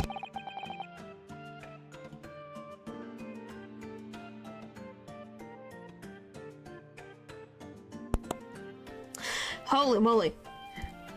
At least for his miraculous resolution of one of his country's grimiest cases 10 years ago. Holy crap, Judge, you are, like, taking my voice away. Talk about Judge Jury's executioner. Yep, he really is. In this case. The professor's case. How sure are you about the time of the incident? Several witnesses on the street outside heard the gunshot, and all have reported the same time. Yes, that's what Gina told us too.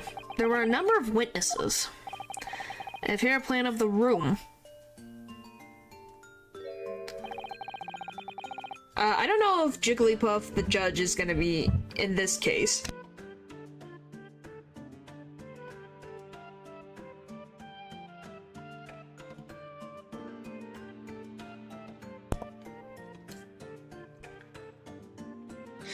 Yeah. The victim was found curled up in one corner. Believed that he was shot from the front at point-blank range and died instantly. How's the range been determined? They would ensure a fair trial. Yeah, they would. But we're gonna make it fair. There were scorch marks all around the entry wound. Such marks are caused by the gunpowder used to fire the bullet.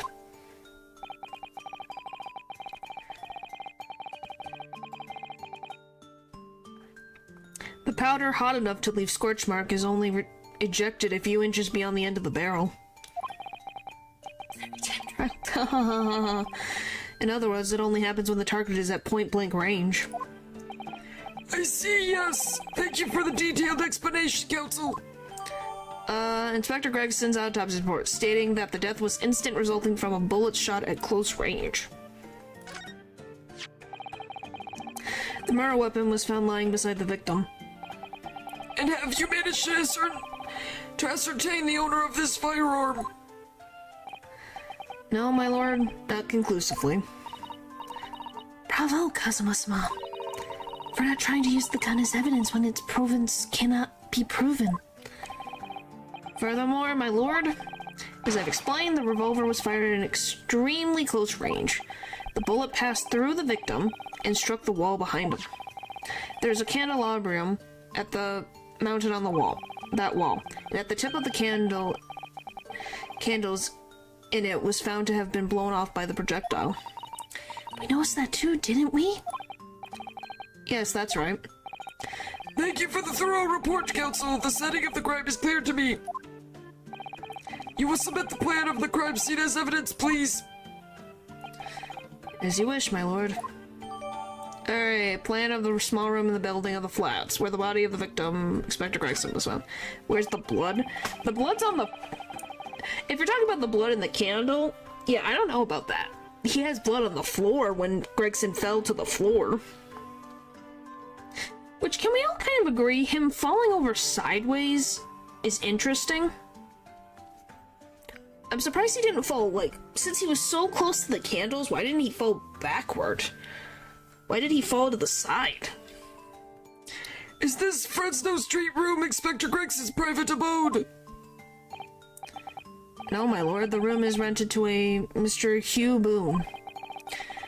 But there is a precious little furniture inside, and it's generally in a poor state of repair. If a bullet pierced, blood should have spattered at least a little bit. Yeah, that is true. So what on earth was Gregson even doing there? Presumably he was investigating some case or other.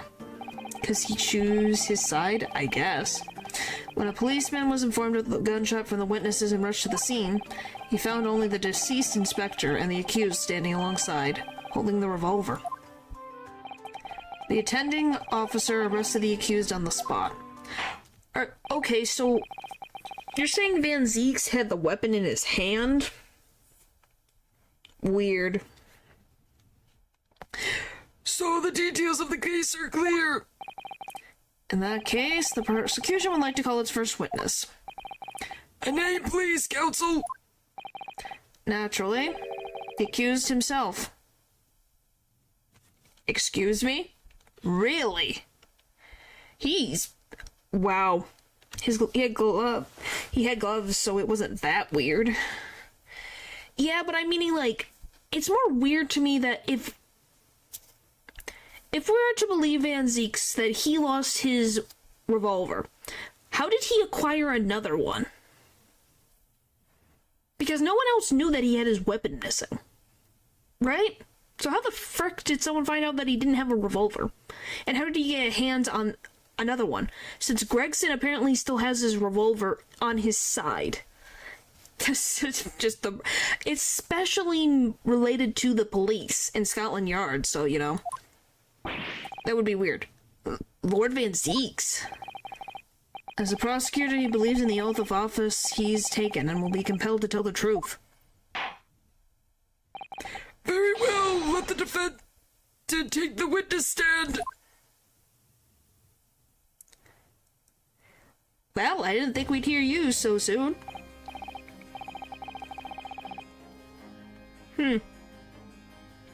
So, witness, state your name and occupation for the court. Buck Van Zeeks, Old Bailey prosecutor. I believe he saw his own revolver on the ground and picked it up to confirm. Maybe. And that's when they busted the door open. I presume, Lord Van Zeeks, that you heard Professor. I heard that I assume, Lord Van Zeeks, that you heard Prosecutor Ossicoli's opening precinct. Precept. Awkward timing, definitely. I did. It is alleged that you were found at the scene of the crime, and that you were arrested by the arriving police officer. Can you confirm this? Yes, my lord. Then I'm sure the court would like to hear you explain some things away. He's evil. Namely, while you were in the room on Fresno Street at the time in question. It's not even hurting my throat. It's just more of the fact of the matter. It just keeps freaking changing, and I don't know why.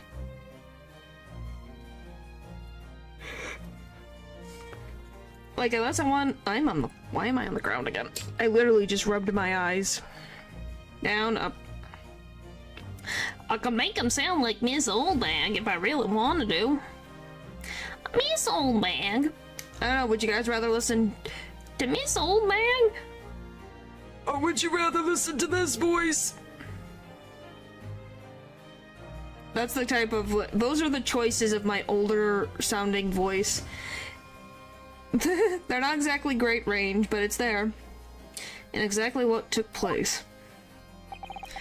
I intend to explain away nothing. I will simply tell you the truth. I must say, Lord Van Zeeks, I never imagined this day would come. Or rather, I didn't want to imagine it would come. But since you've become known as the Reaper, a part of me has been dreading it. You like the old days? old voice like old bag voice, or do you mean the old man voice? Part of me has been dreading it. Alright. Your formal testimony then, witness. Alright, here we go. Witness testimony. The facts of the incident. Old man judge voice. Yeah, I found exactly where it was again, because sometimes I put it back of my throat. It's weirdly like I'm talking through the top of my mouth. It's weird. I don't know how to explain it. I was investigating Gregson, and my inquiries had led me to that address. When I first entered the room that day, it was dark inside and I saw no one. A moment later, I heard the gunshot. I spun around and saw the revolver on the floor. Just as I picked the firearm up to examine it, the door flew open and I heard a man scream. Before I know exactly what you mean. Yeah. It's a weird... just a weird part of the mouth that for some reason I can make the old man voice. It was only then that the body of Inspector Gregson appeared before me. I'm so confused by that. So he tracked Gregson down for whatever reason. I need to look at this testimony and give me one frickin' second. I was investigating Gregson. Okay. And obviously he found out Gregson was at the Fresno address. He went there, he entered the room, and it was completely dark. He heard the gunshot go off in the dark. He turned around and saw that the gun was on the floor. Picked up the revolver to, like, why is this on the floor? And then the door opened and the police officer screamed at him because, you know, he got a complaint about a firearm going off by these multiple witnesses. So his back was turned, so he wasn't looking at Gregson, if I'm assuming this correctly. Should provide additional proof for his presence here, that's good. Yeah, that would be helpful. Alright. That testimony was the whole truth? It was. So you heard a shot being fired in the room with no living occupants. And moments later, a corpse somehow appeared before your eyes. Is that it? You're right. You haven't explained away anything. In fact, that would barely qualify as an excuse. I thought you were my mute apprentice. Yet it turns out you have a way with words, Prosecutor Sugi. It would appear to be a singular tale indeed. Singular isn't the word, it's laughable. What's gotten into Cosmo?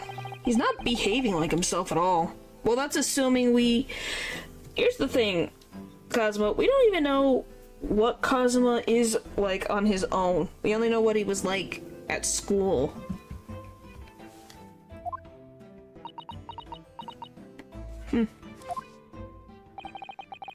Very well then. Counsel, you may begin your cross-examination. Yes, my lord. Alright, cross-examination. Oh, look, there he is. Maybe he was really trying to avenge his pops. Maybe. The facts of the incident. Alright. Why were you looking into Gregson? You were investigating the inspector? What on earth for? I'm not at liberty to say... Sorry? I'd identified a distant possibility that Gregson was involved in a case I was investigating. Regrettably, though, he was killed before I could secure the proof I needed. Is the court to understand then that on the day in question you followed the victim to the scene? No, I was privy to his movements and events. How? I stole into his office in the yard and consulted his diary. Oh, why? This is the inquiry that you were talking about, Van Zeeks? His diary? Really? I did not expect that one. That's your inquiry? We're doomed. The address on Fresno Street was noted in the 5 p.m. entry. You illegally entered the man's office. In Japan, that alone would constitute a very serious offense. Yeah, it's bad.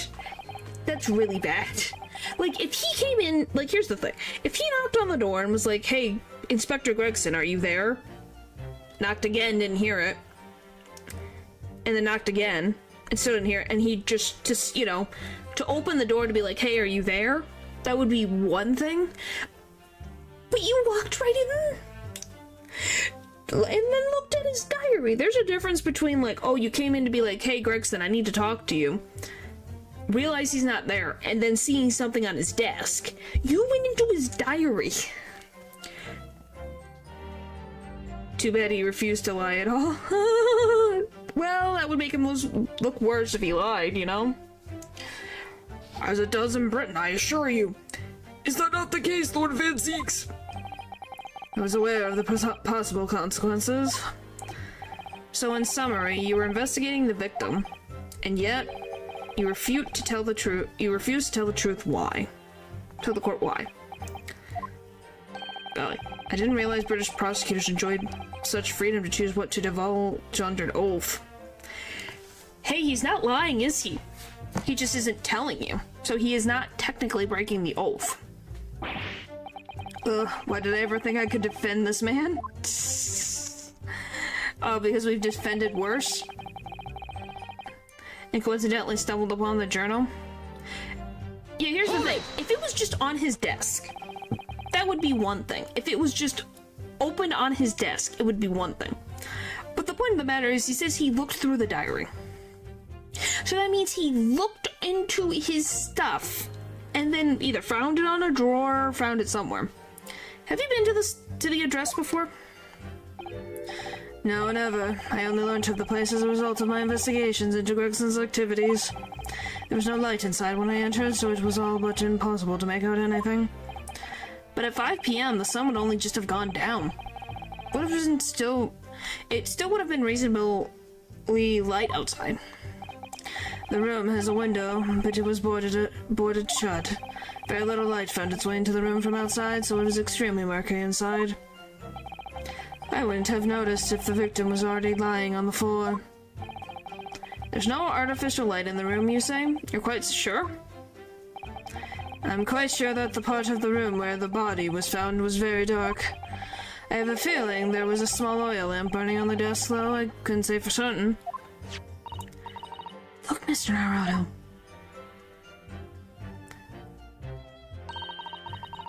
There is a small desk in the room just here. Yes, I remember. And there was an oil lamp on it, as well as a framed photograph. When I entered the room, I closed the door behind me and started towards the desk to investigate. And what did you find? Nothing. I never actually reached the desk. Okay, do we agree that that is suspicious as all heck? He opened the door, sees that there's just a random lamp on, no one around. Oh yes, I'm gonna go towards the desk.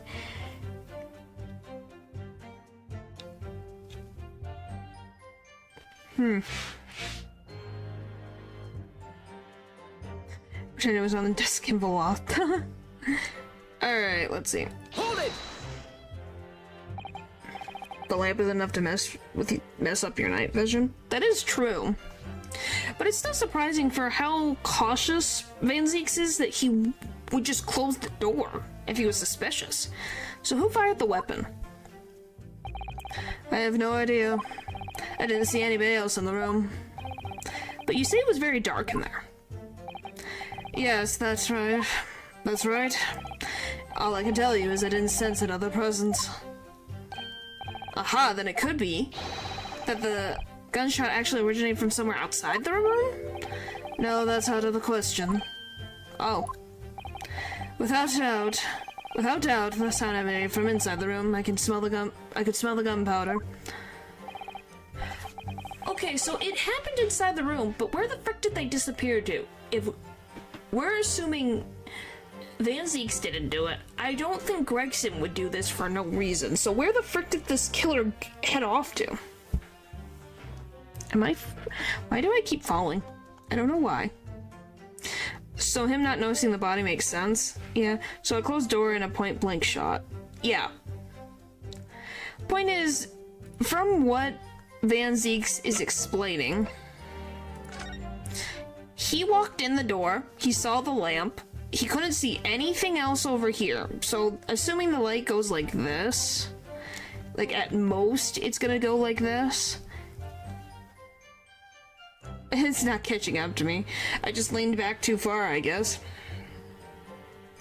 But yeah, so he walked in, sees this light that covers at least this area, and goes towards this. So he closes the door too, so there's no extra light coming in, because there's no lights coming from here.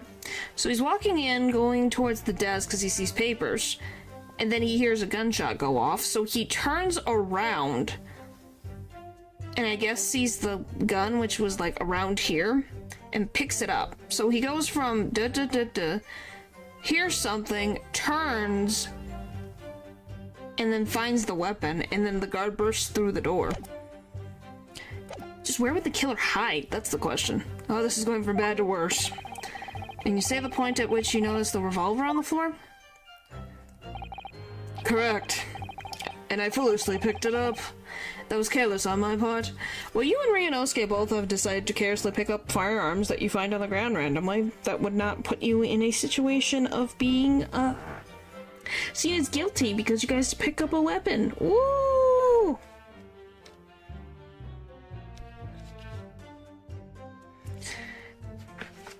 Like, come on. You get mad at Ryunosuke, but you made a stupid decision too.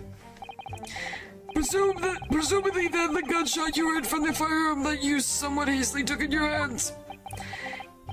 In my point of fact, my lord, I believe it did not. What? The barrel of the revolver I picked up was cold, and there was no smell of spent powder. Okay, so you're saying that that weapon was a decoy? Gregson was dead before the gunshot was heard? You think so? It's definitely a possibility. We can't see that. If we're taking Van Zeeks at his word, no one could see that side of the room.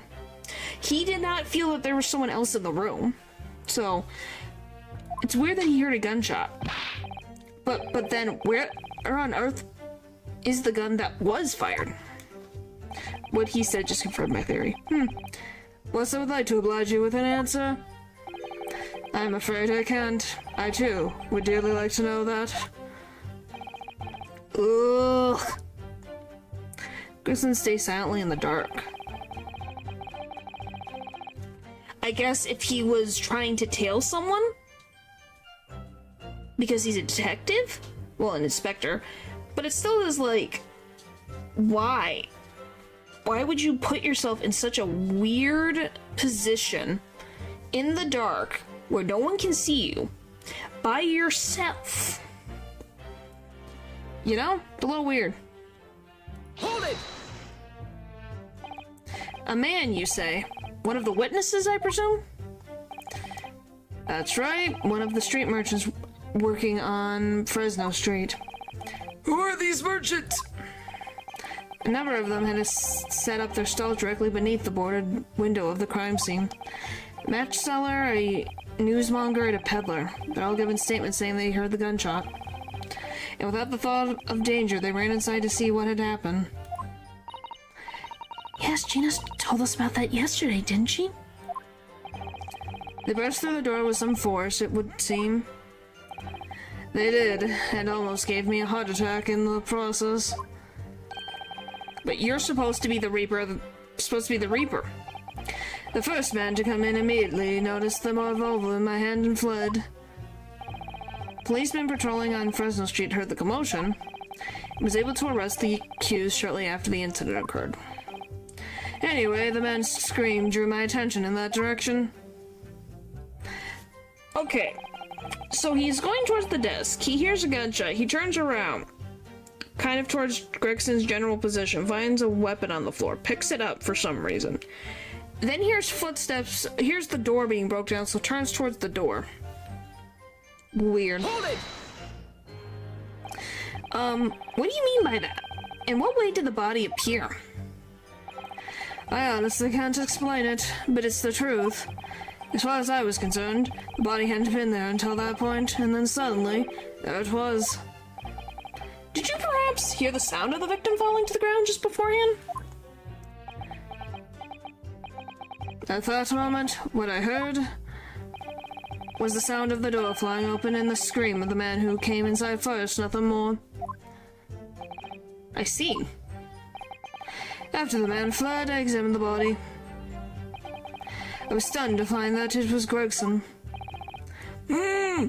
Most curious circumstances indeed.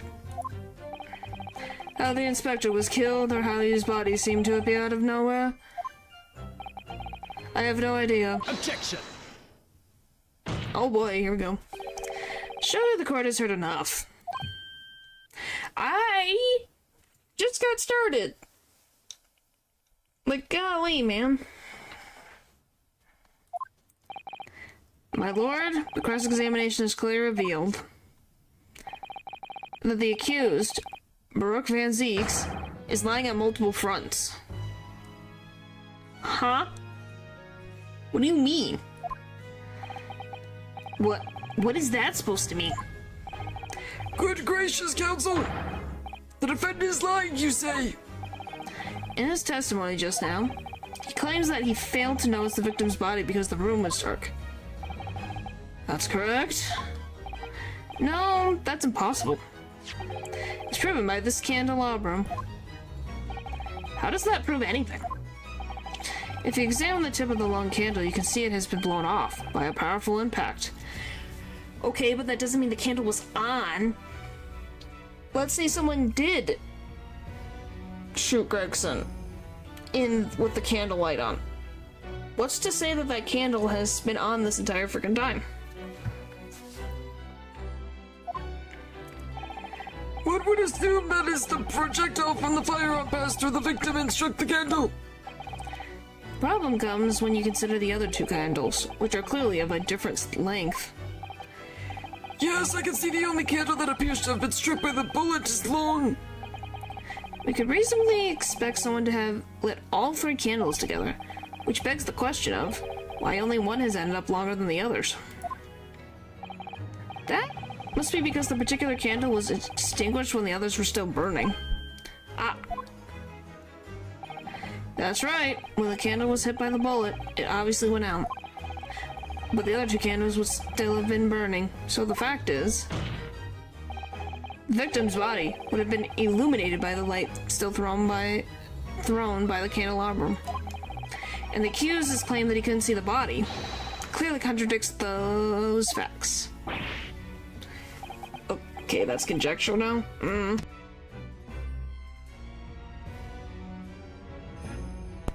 I think that it's not a bad hypothesis.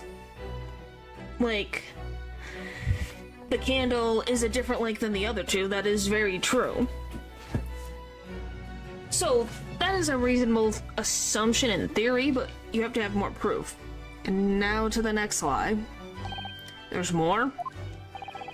The accused also claims never to have visited the scene of the crime before. Saying it's a fact is weird. Yes, it is. That's the truth. In that almost empty room, the police discovered something very unusual. A board covered from top to bottom in police documents and newspaper cuttings. Yes, that's right. We saw it too. Goes without saying that the contents of the police documents cannot be divulged. However, they include a number of reports from various historical cases. The oldest of which was from 10 years ago. Is it the frickin' professor's case? I swear to goodness. 10 years ago? This is starting to sound familiar. And there's a common thread linking all of the documents on that board. Indeed, what is this common thread, counsel? I don't know. They all relate to cases Oh my goodness. They are all related to cases prosecuted in court by Brooke Van Zeeks. Okay, so they were looking into each other. So Van Zeeks was looking into Gregson, and Gregson was looking into Van Zeeks. Specifically, the Reaper victims. Wonder why. All of them.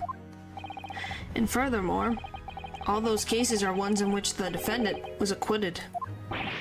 Good lord! Interestingly, none of those defendants are alive today, because all of them have been sent to their graves by the Reaper. Okay, that's conjecture. You are literally assuming that. You don't know if he killed them. Natsume is alive. I'm not sure if Gregson was looking into Van Zeeks himself. I guess, but there's like some kind of connection to Van Zeeks. I guess that's the thing.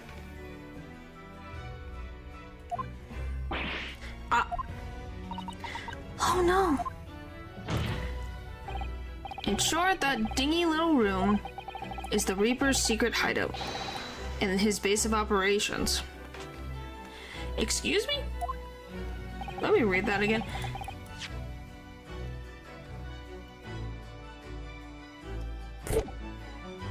Pretty sure he was looking into the person that wanted to keep the Reaper legend going. Maybe.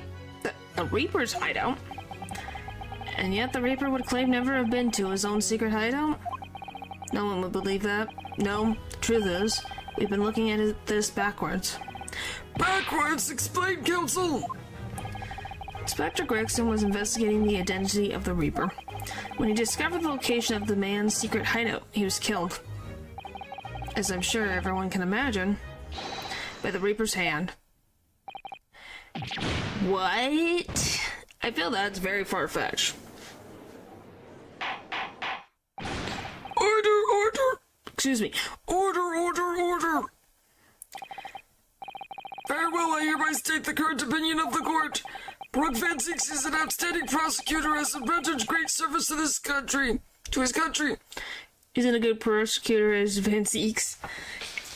Yeah, I think he's just taking too many jumps in logic. There's a reasonable thing to say, like, okay, why is Gregson looking into these cases all connected to Van Zeeks, and why is Van Zeeks investigating into, Gregson? Like, that's a reasonable thing to... Hang on. That's a reasonable thing to ask, However, it is with deep regret that I must concur with Prosecutor Sugi's contention. You're pushing us to find out what happened, but still, yeah. That the defendant's testimony exhibits a number of stark inconsistencies with the known facts. Oh boy. All I have done is state the truth as I know it. My brain is going woo! I'm trying to, figure this out. Alright, I'm gonna take a quick little break, okay? I'll be right back. Just need a quick break.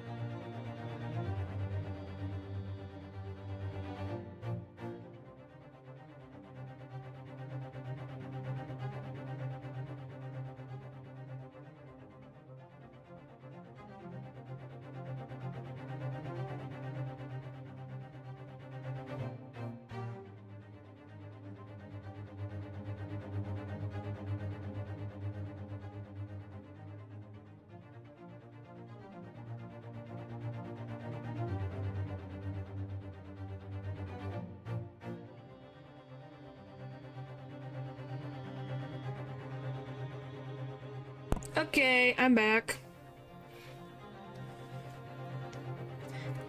Alright, I'm back. Sorry about that. I'm all good now. Alright. Tesla done a brilliant job as ever. We sure about that? He's drawing on his experience as a defense attorney to build this prosecution case, and it's formidable.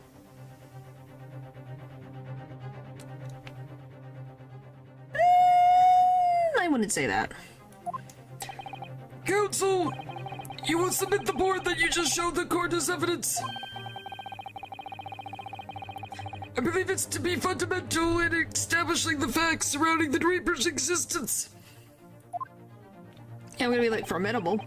Like, it is an interesting theory, don't get me wrong, but there's not too much evidence added on to it. Thank you, my lord. The notice board has been entered in the court record. A freestanding notice board completely covered in notes and relates to the victims of the Reaper of the Bailey. Blah, blah, blah, blah, blah. Let me look at the court record, please.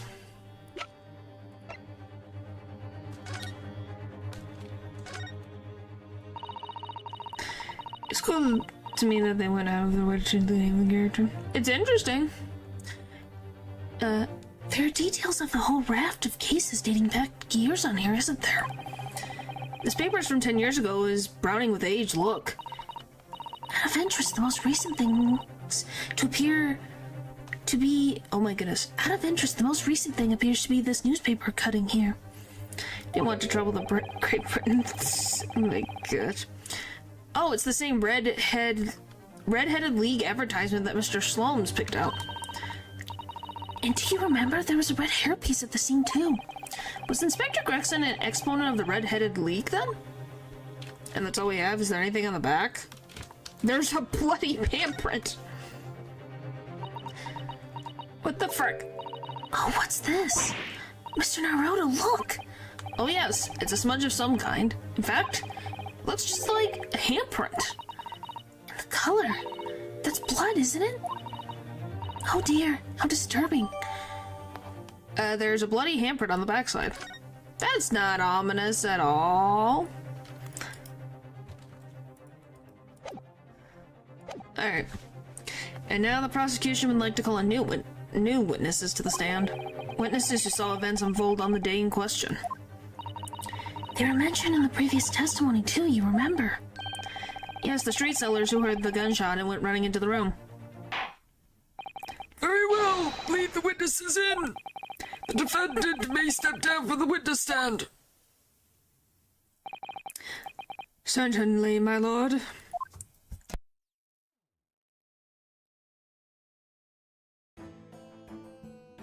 Is that frickin' Red Riding Hood? Oh my gosh, it's him! It's the bus driver! So witnesses, state your name and occupation for the court. Names? We don't use names. Far too fancy for the likes of us. We're just being easy. So you like, live where we want to live. I give them a vacant stare as they walk down Fresno and spin a few words into a verse for them. Oh, would I be right in assuming that all three of you make your living by selling wares on the street? Everyone calls me Gossip. I sell jaunty little tidbits to passers-by, you know? Jaunty little tidbits. Got a smash for you, sir. Right up your gentle, it is. 6 pence is the price, and not a penny less. Huh? Wait, you're actually trying to sell it to me now? Oh, come on, sir. Don't tell me you're not interested. Try the man. Give him the money and see what happens. Pay the man, counsel! Alright, 6 pence it is. Won't forget it, sir. Now that you got your listening ears on, does he have a bruise on his neck? Why does he have a bruise? It's not dirt, it's a bruise. Just between us, a young couple on Lake Street have just had twins.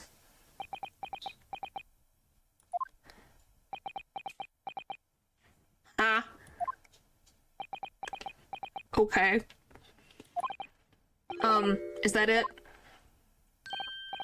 No, that's not it. It's gossiping, isn't it? and it wants to spread, but that bit's up to you and your mouth, of course. I got more, you know. Want another juicy one? 6 pence a piece it is, if you're curious. Femurs it is then. What does that mean? I'm curious, yes, but what's going on just another... And what's going on just under that fat bottom lip of yours? Name of that unusual bruise or whatever it is poking out from under your collar. See? I'm not the only one that notices this bruise. What about the next witness, then? What name do you go by, and what do you sell?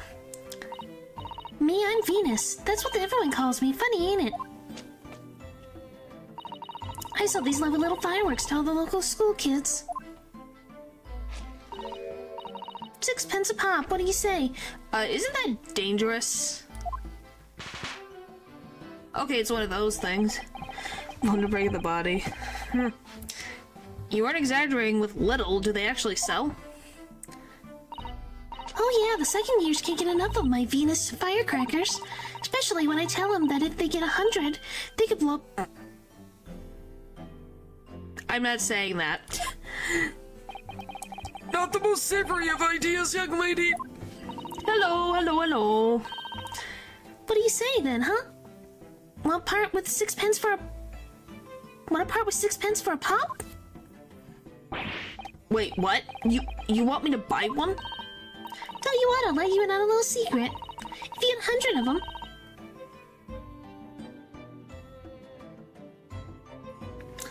I'm not saying that either. Try the woman. Give her the money and see if she's right. Pay the woman, counsel. Crazy Red Riding Hood? Yes. Alright, I'll buy one. Okay, that's 12 pence down the toilet. Lovely stuff. Right then, this is something a bit extra just for you. The Venus Special. Only 600 pence. 600? It's 100 of my regular fireworks. Nothing little about that, is there? And there'd be nothing little about the punishment if I blew up the Old Bailey either. Yeesh. The Venus Special Firecrackers consist of 100 smaller fireworks at 6 pence each. What sort of bang could this make?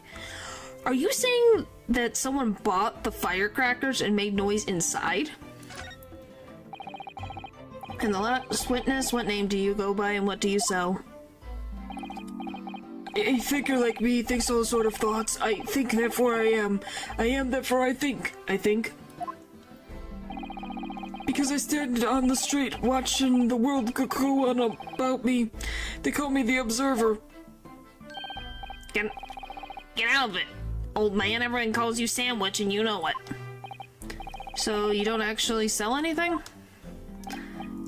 A problem shared is a problem halved, as they say. I give advice, I do, and that's what it means.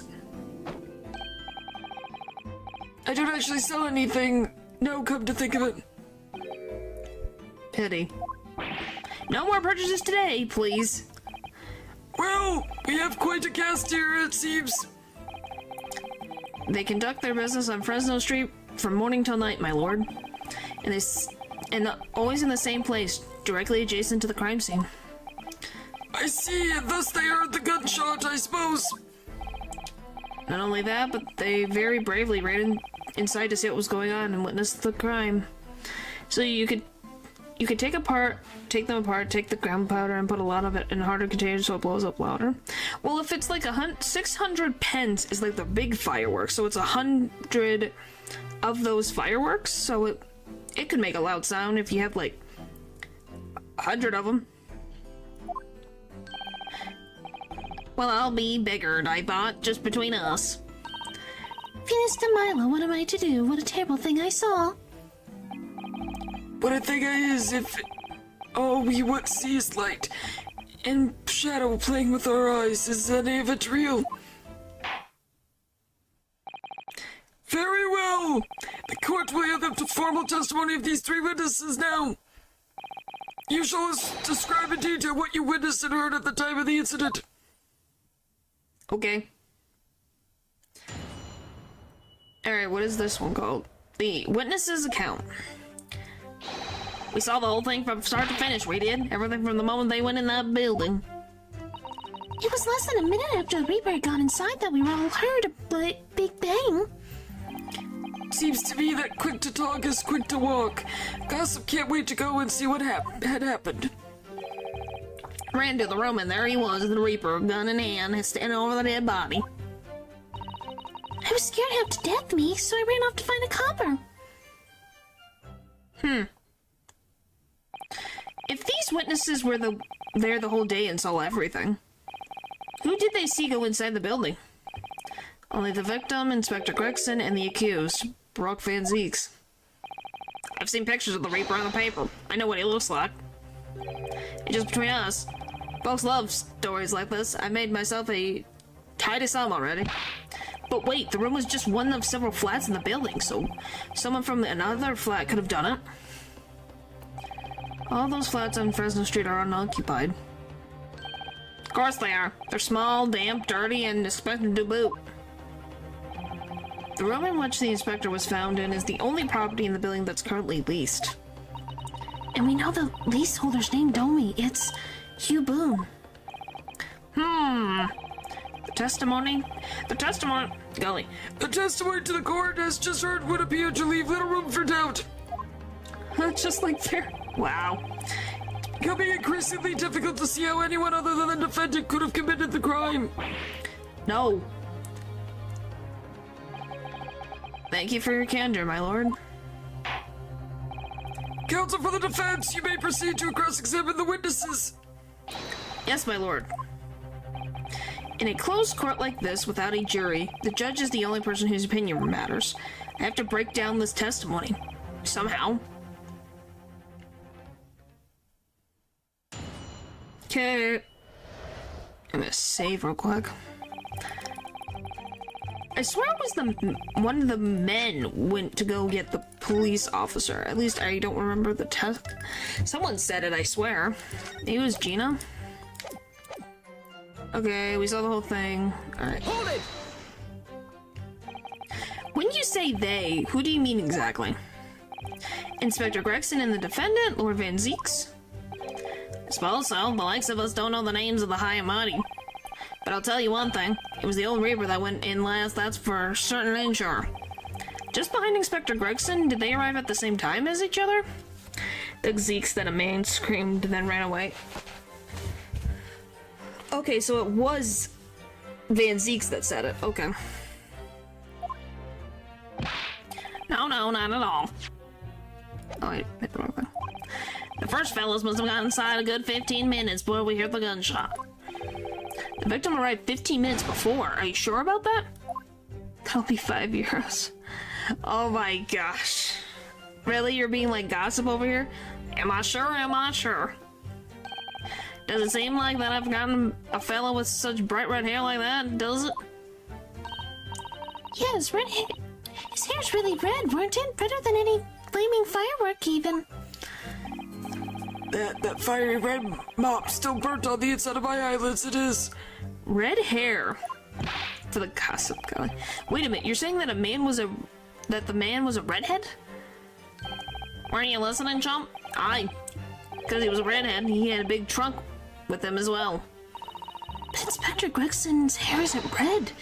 Not by any stretch of the imagination. It seems likely that the person you saw wasn't in fact Inspector Gregson at all, but some other third party. No, I hate to break it to you, but the witnesses are correct. What? Just have a look at this photograph of the victim taken at the scene. He was wearing red hair.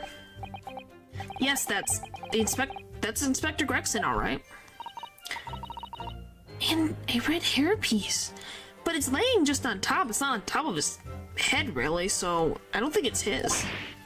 Of course, we saw one on the floor when we were investigating the scene, didn't we? I still refuse to believe Inspector Gregson wore a hairpiece, though. So then why on earth would he have been wearing something like that? The color does seem to suit the man, one might say. The photograph will be submitted as evidence, please, counsel.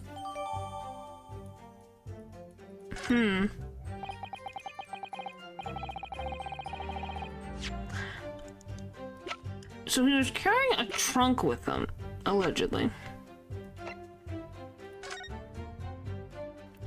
Yeah, that's the blood.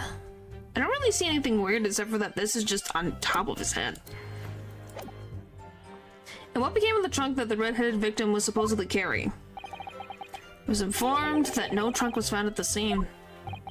So it's just disappeared? What? Do you expect us to have been watching the building every second, do you? We definitely saw him in the dock going in, though. No question about that. It was less than a minute after the Reaper got inside that we all heard a big bang. Hold it! By which presumably you mean the gunshot? I saw these little things, don't I? How would I know what a gunshot sounds like?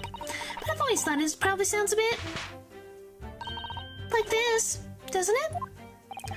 And you say that you heard the noise almost as soon as you saw the defendant enter the building? That's right. It was almost a straight ray. Bang it went, just like that. Well, he's the Reaper, isn't he? It's what the French call a... Cambalai? Fake Cambalai? Sorry if I messed that up. When the Reaper is around, people are going in the ground. I mean, that's what he does, doesn't it? Isn't it? I think we have the message. The Reaper couldn't allow the Inspector to live after he discovered his secret hideout. Oof, you tried. I was like, yeah, I'm messing it. That's what matters. I tried. Hey, I looked at the... I don't even know how. Where is it? You saw the mention. Yeah, I have no idea. I know it's like accomplice. It kind of looks like the word accomplice. The Reaper couldn't have allowed the Inspector to live after he discovered the secret hideout. There can be no clear motive for the crime. Yes! Certainly an immediately credible move! Great. And at that point, you ran inside, is that correct? Quick to talk, quick to walk out, so we couldn't walk and see what's in. Hold it! So at the AC at the end. Yeah, it was like accomplice. It's like the word accomplice. Hang on 1 second.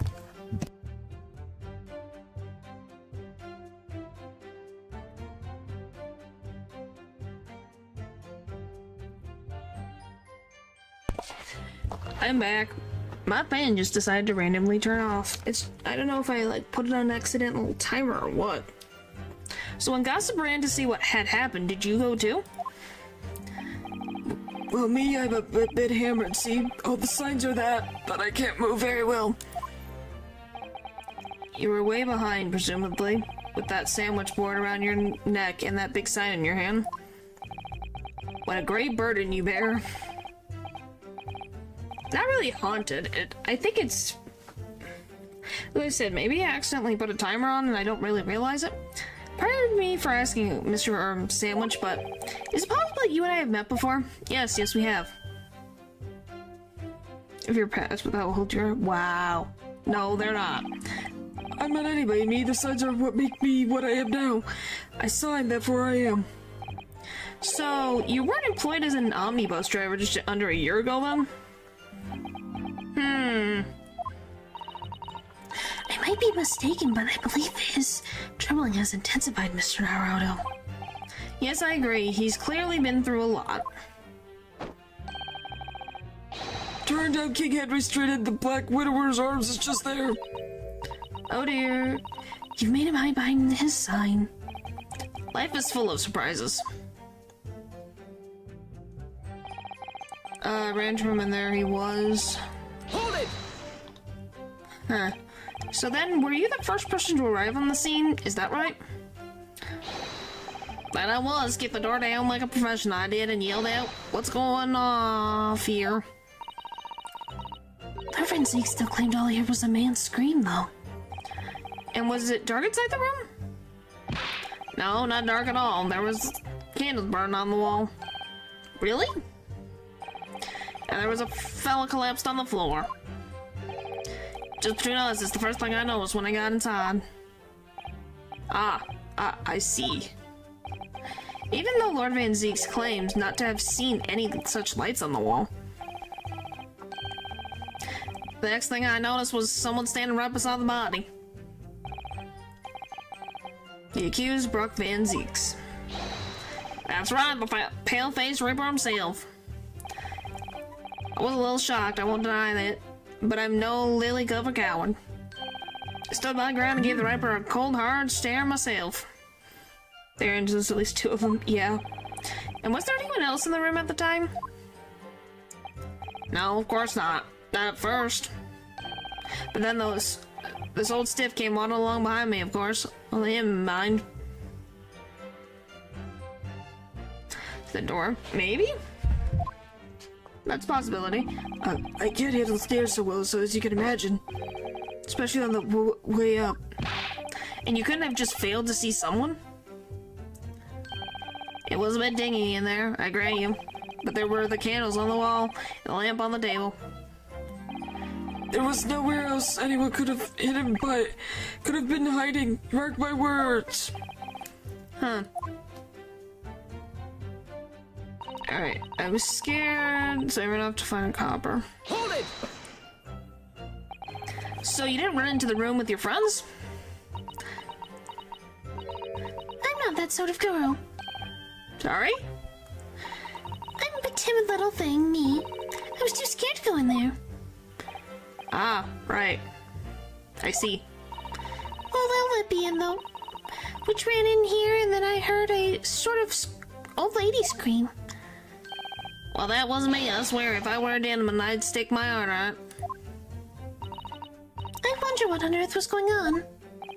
Which is when you went to find a policeman? And I ran into a copper as soon as I turned the corner. So I brought him straight back to the place. Did I do well, huh? Something that I was on the middle of the candles? Maybe. Just between us, the copper's eyes nearly popped out of his head when he saw the Reaper. I've never felt more uncomfortable in all of my life. And the defendant was arrested on the spot, I believe. Considering the catalog of killings the Reaper had carried out, it was a partially inconspicuous end. If I can't find any holes in this testimony, I'm afraid the judge will go on a ruling of guilty, Mr. Naruto. the truth is, though, their combined testimony is fairly damning. Unfortunately, there doesn't seem to be any obvious problems with their statements, do there? Still, if Lord Van Zeeks really is innocent, then I'm almost certain that we'll find something in there that doesn't quite add up. You don't think that I'm one of the three... that one of the three could be the true culprit, do you? It's possible, we don't really know yet. I don't know, but what I do know is that there's more to this case than is yet to be brought to light. Alright, so we went through everything.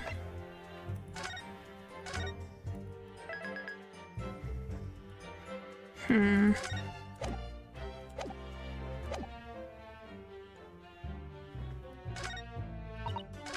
this...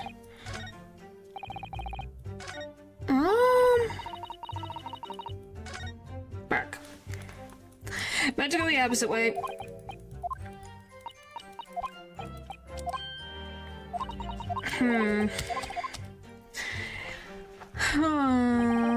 I guess I'll spit. You stuck? No, I just got to this point. Alright, let me read real quick.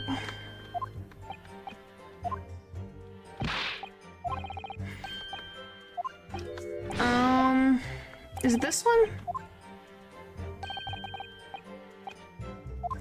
Does it feel like yeah, his tread weren't they redder than fireworks?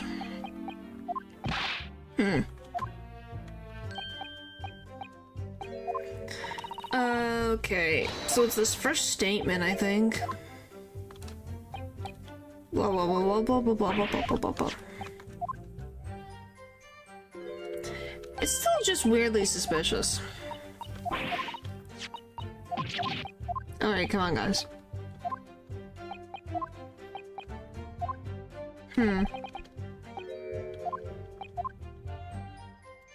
to figure this out. Wasn't there a part where the old man reacted? If there was, I guess we'll see.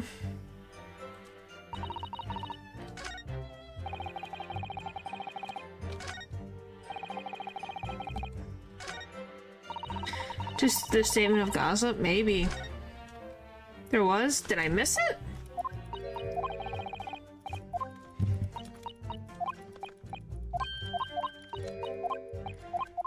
Come on.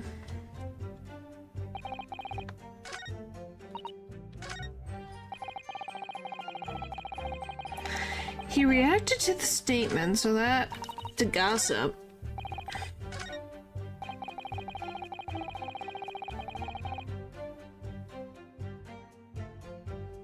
You guys are standing against failing.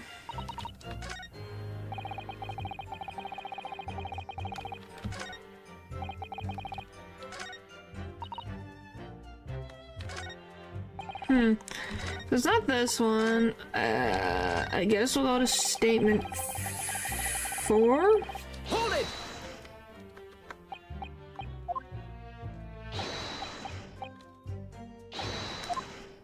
Alright, let me see. Did I miss it?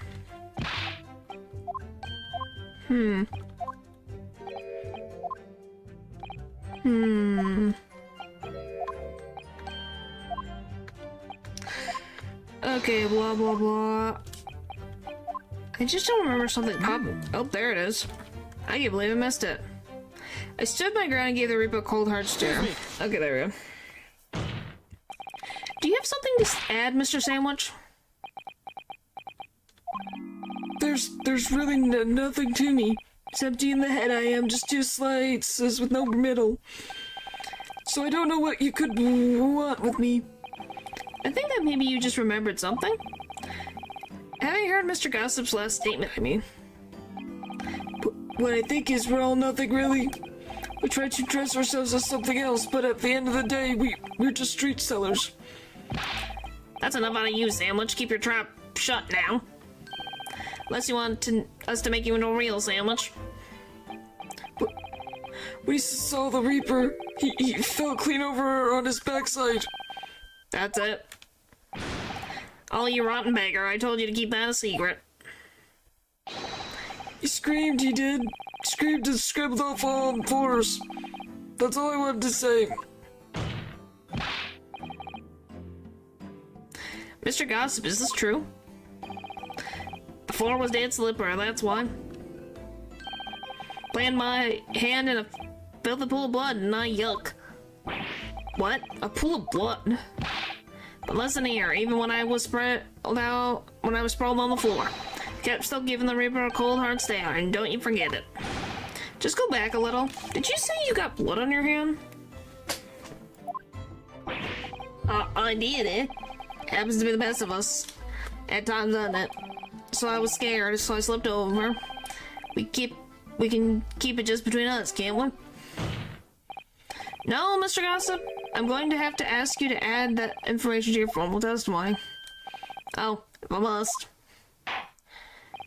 The witness will amend his testimony to include the aforementioned details at once.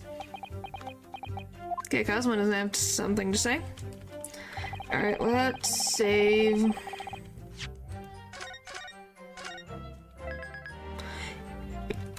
Is it the... E...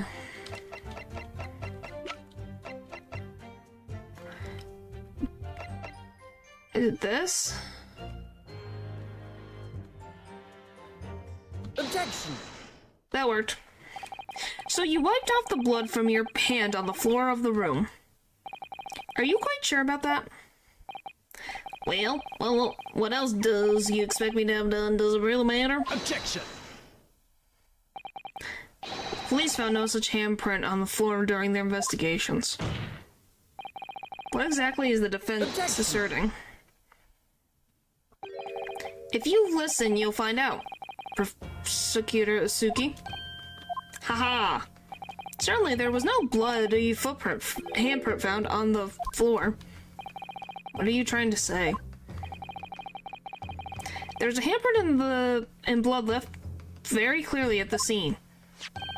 On the back of this notice board.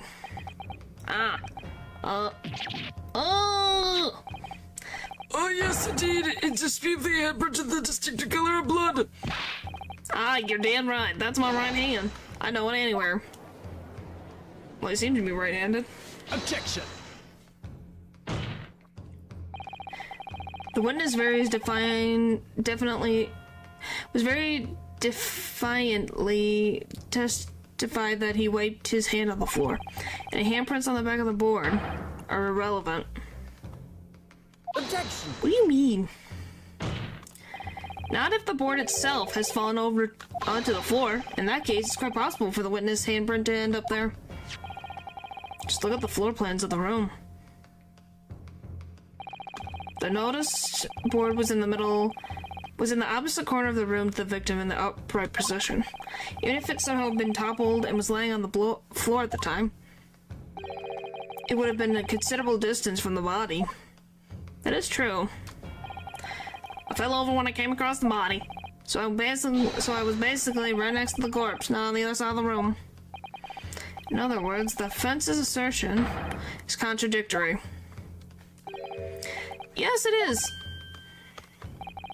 There's very definite contradictions here, for which there may be a reason. I take it that you formulated a proper hypothesis, counsel, regarding this apparent discrepancy between the witness's account and the handprint found at the scene. I have, my lord. This discrepancy between the witness's account and the location of the handprint is explained by another handprint? The board being... I think the board was moved. If I had to guess. The board moving. The real contradiction here is that the handprint itself, not where it was found. As the court can see, it's upside down. Good gracious, so it is. If the witness had put his hand against the board, the finger should be pointed downwards. See, but who knows, yeah. What does that tell us? It's one simple fact. It tells one simple fact. When this handprint was made, the board must have been lying on the floor, as I previously suggested. Which means that after the incident, it must have been moved. He isn't exactly been a reliable witness. True. Objection. You're claiming that somebody moved the notice board after the shooting? Then tell the court who. I don't know that yet, but the point is, when you consider all the testimony we've heard so far, we can now be very clear on one point. And that would be... the position of the notice board at the time of the incident, my lord. So, counsel, I must ask you to clarify your assertion for the court. At the time of the incident, where do you maintain the notice board was situated? Like here?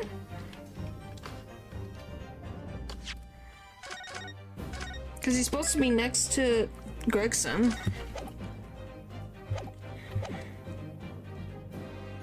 Take that!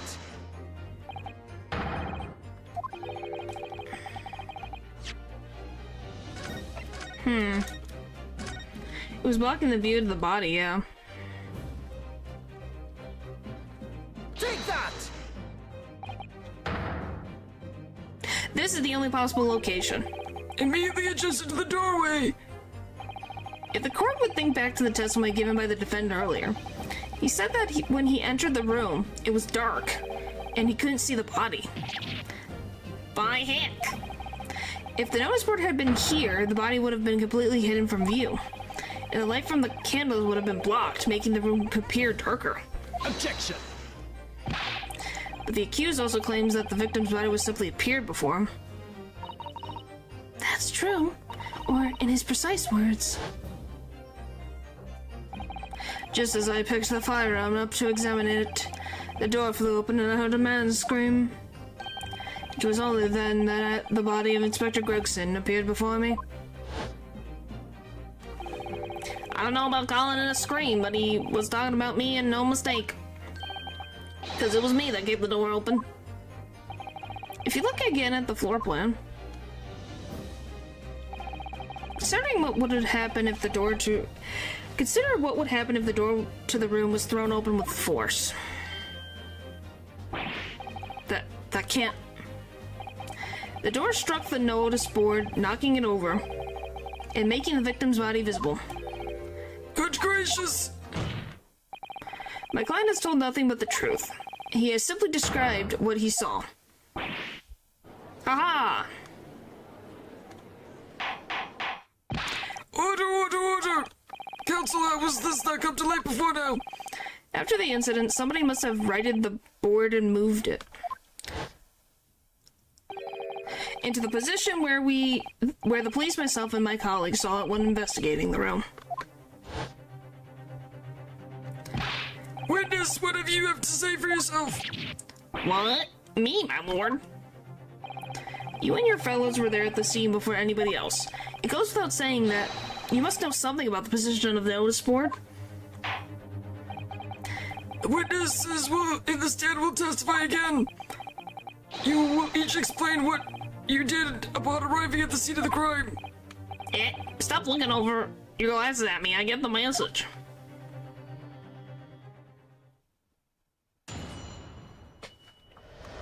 Okay, the mystery of the moving board. I don't know anything about that their nose board. I just want my hands on it, that's all. Well, don't look at me. I just haven't got a clue about it. I was doing business with second years at the time.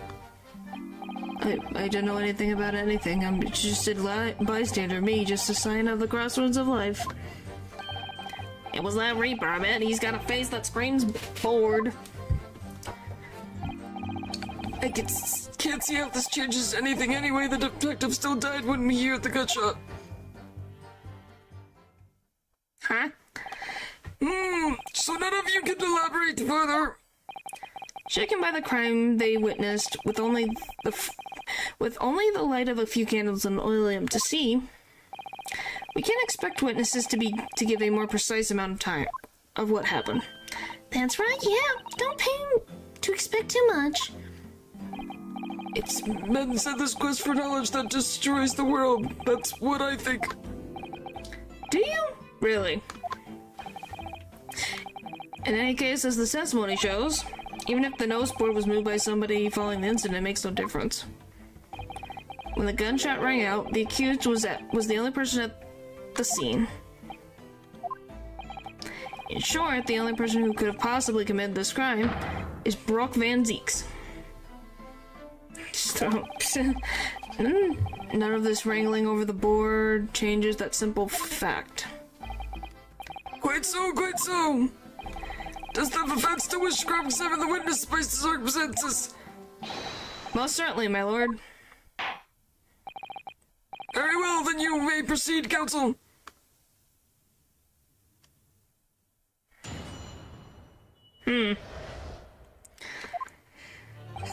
I don't know anything about there. Notice board, I just wipe my hands on it, that's all. Hold it! So you admit that it was the board you wiped your bloody hands on? Admit it? What's to admit? It's there plain as day for all to see. Smashing print in my right hand.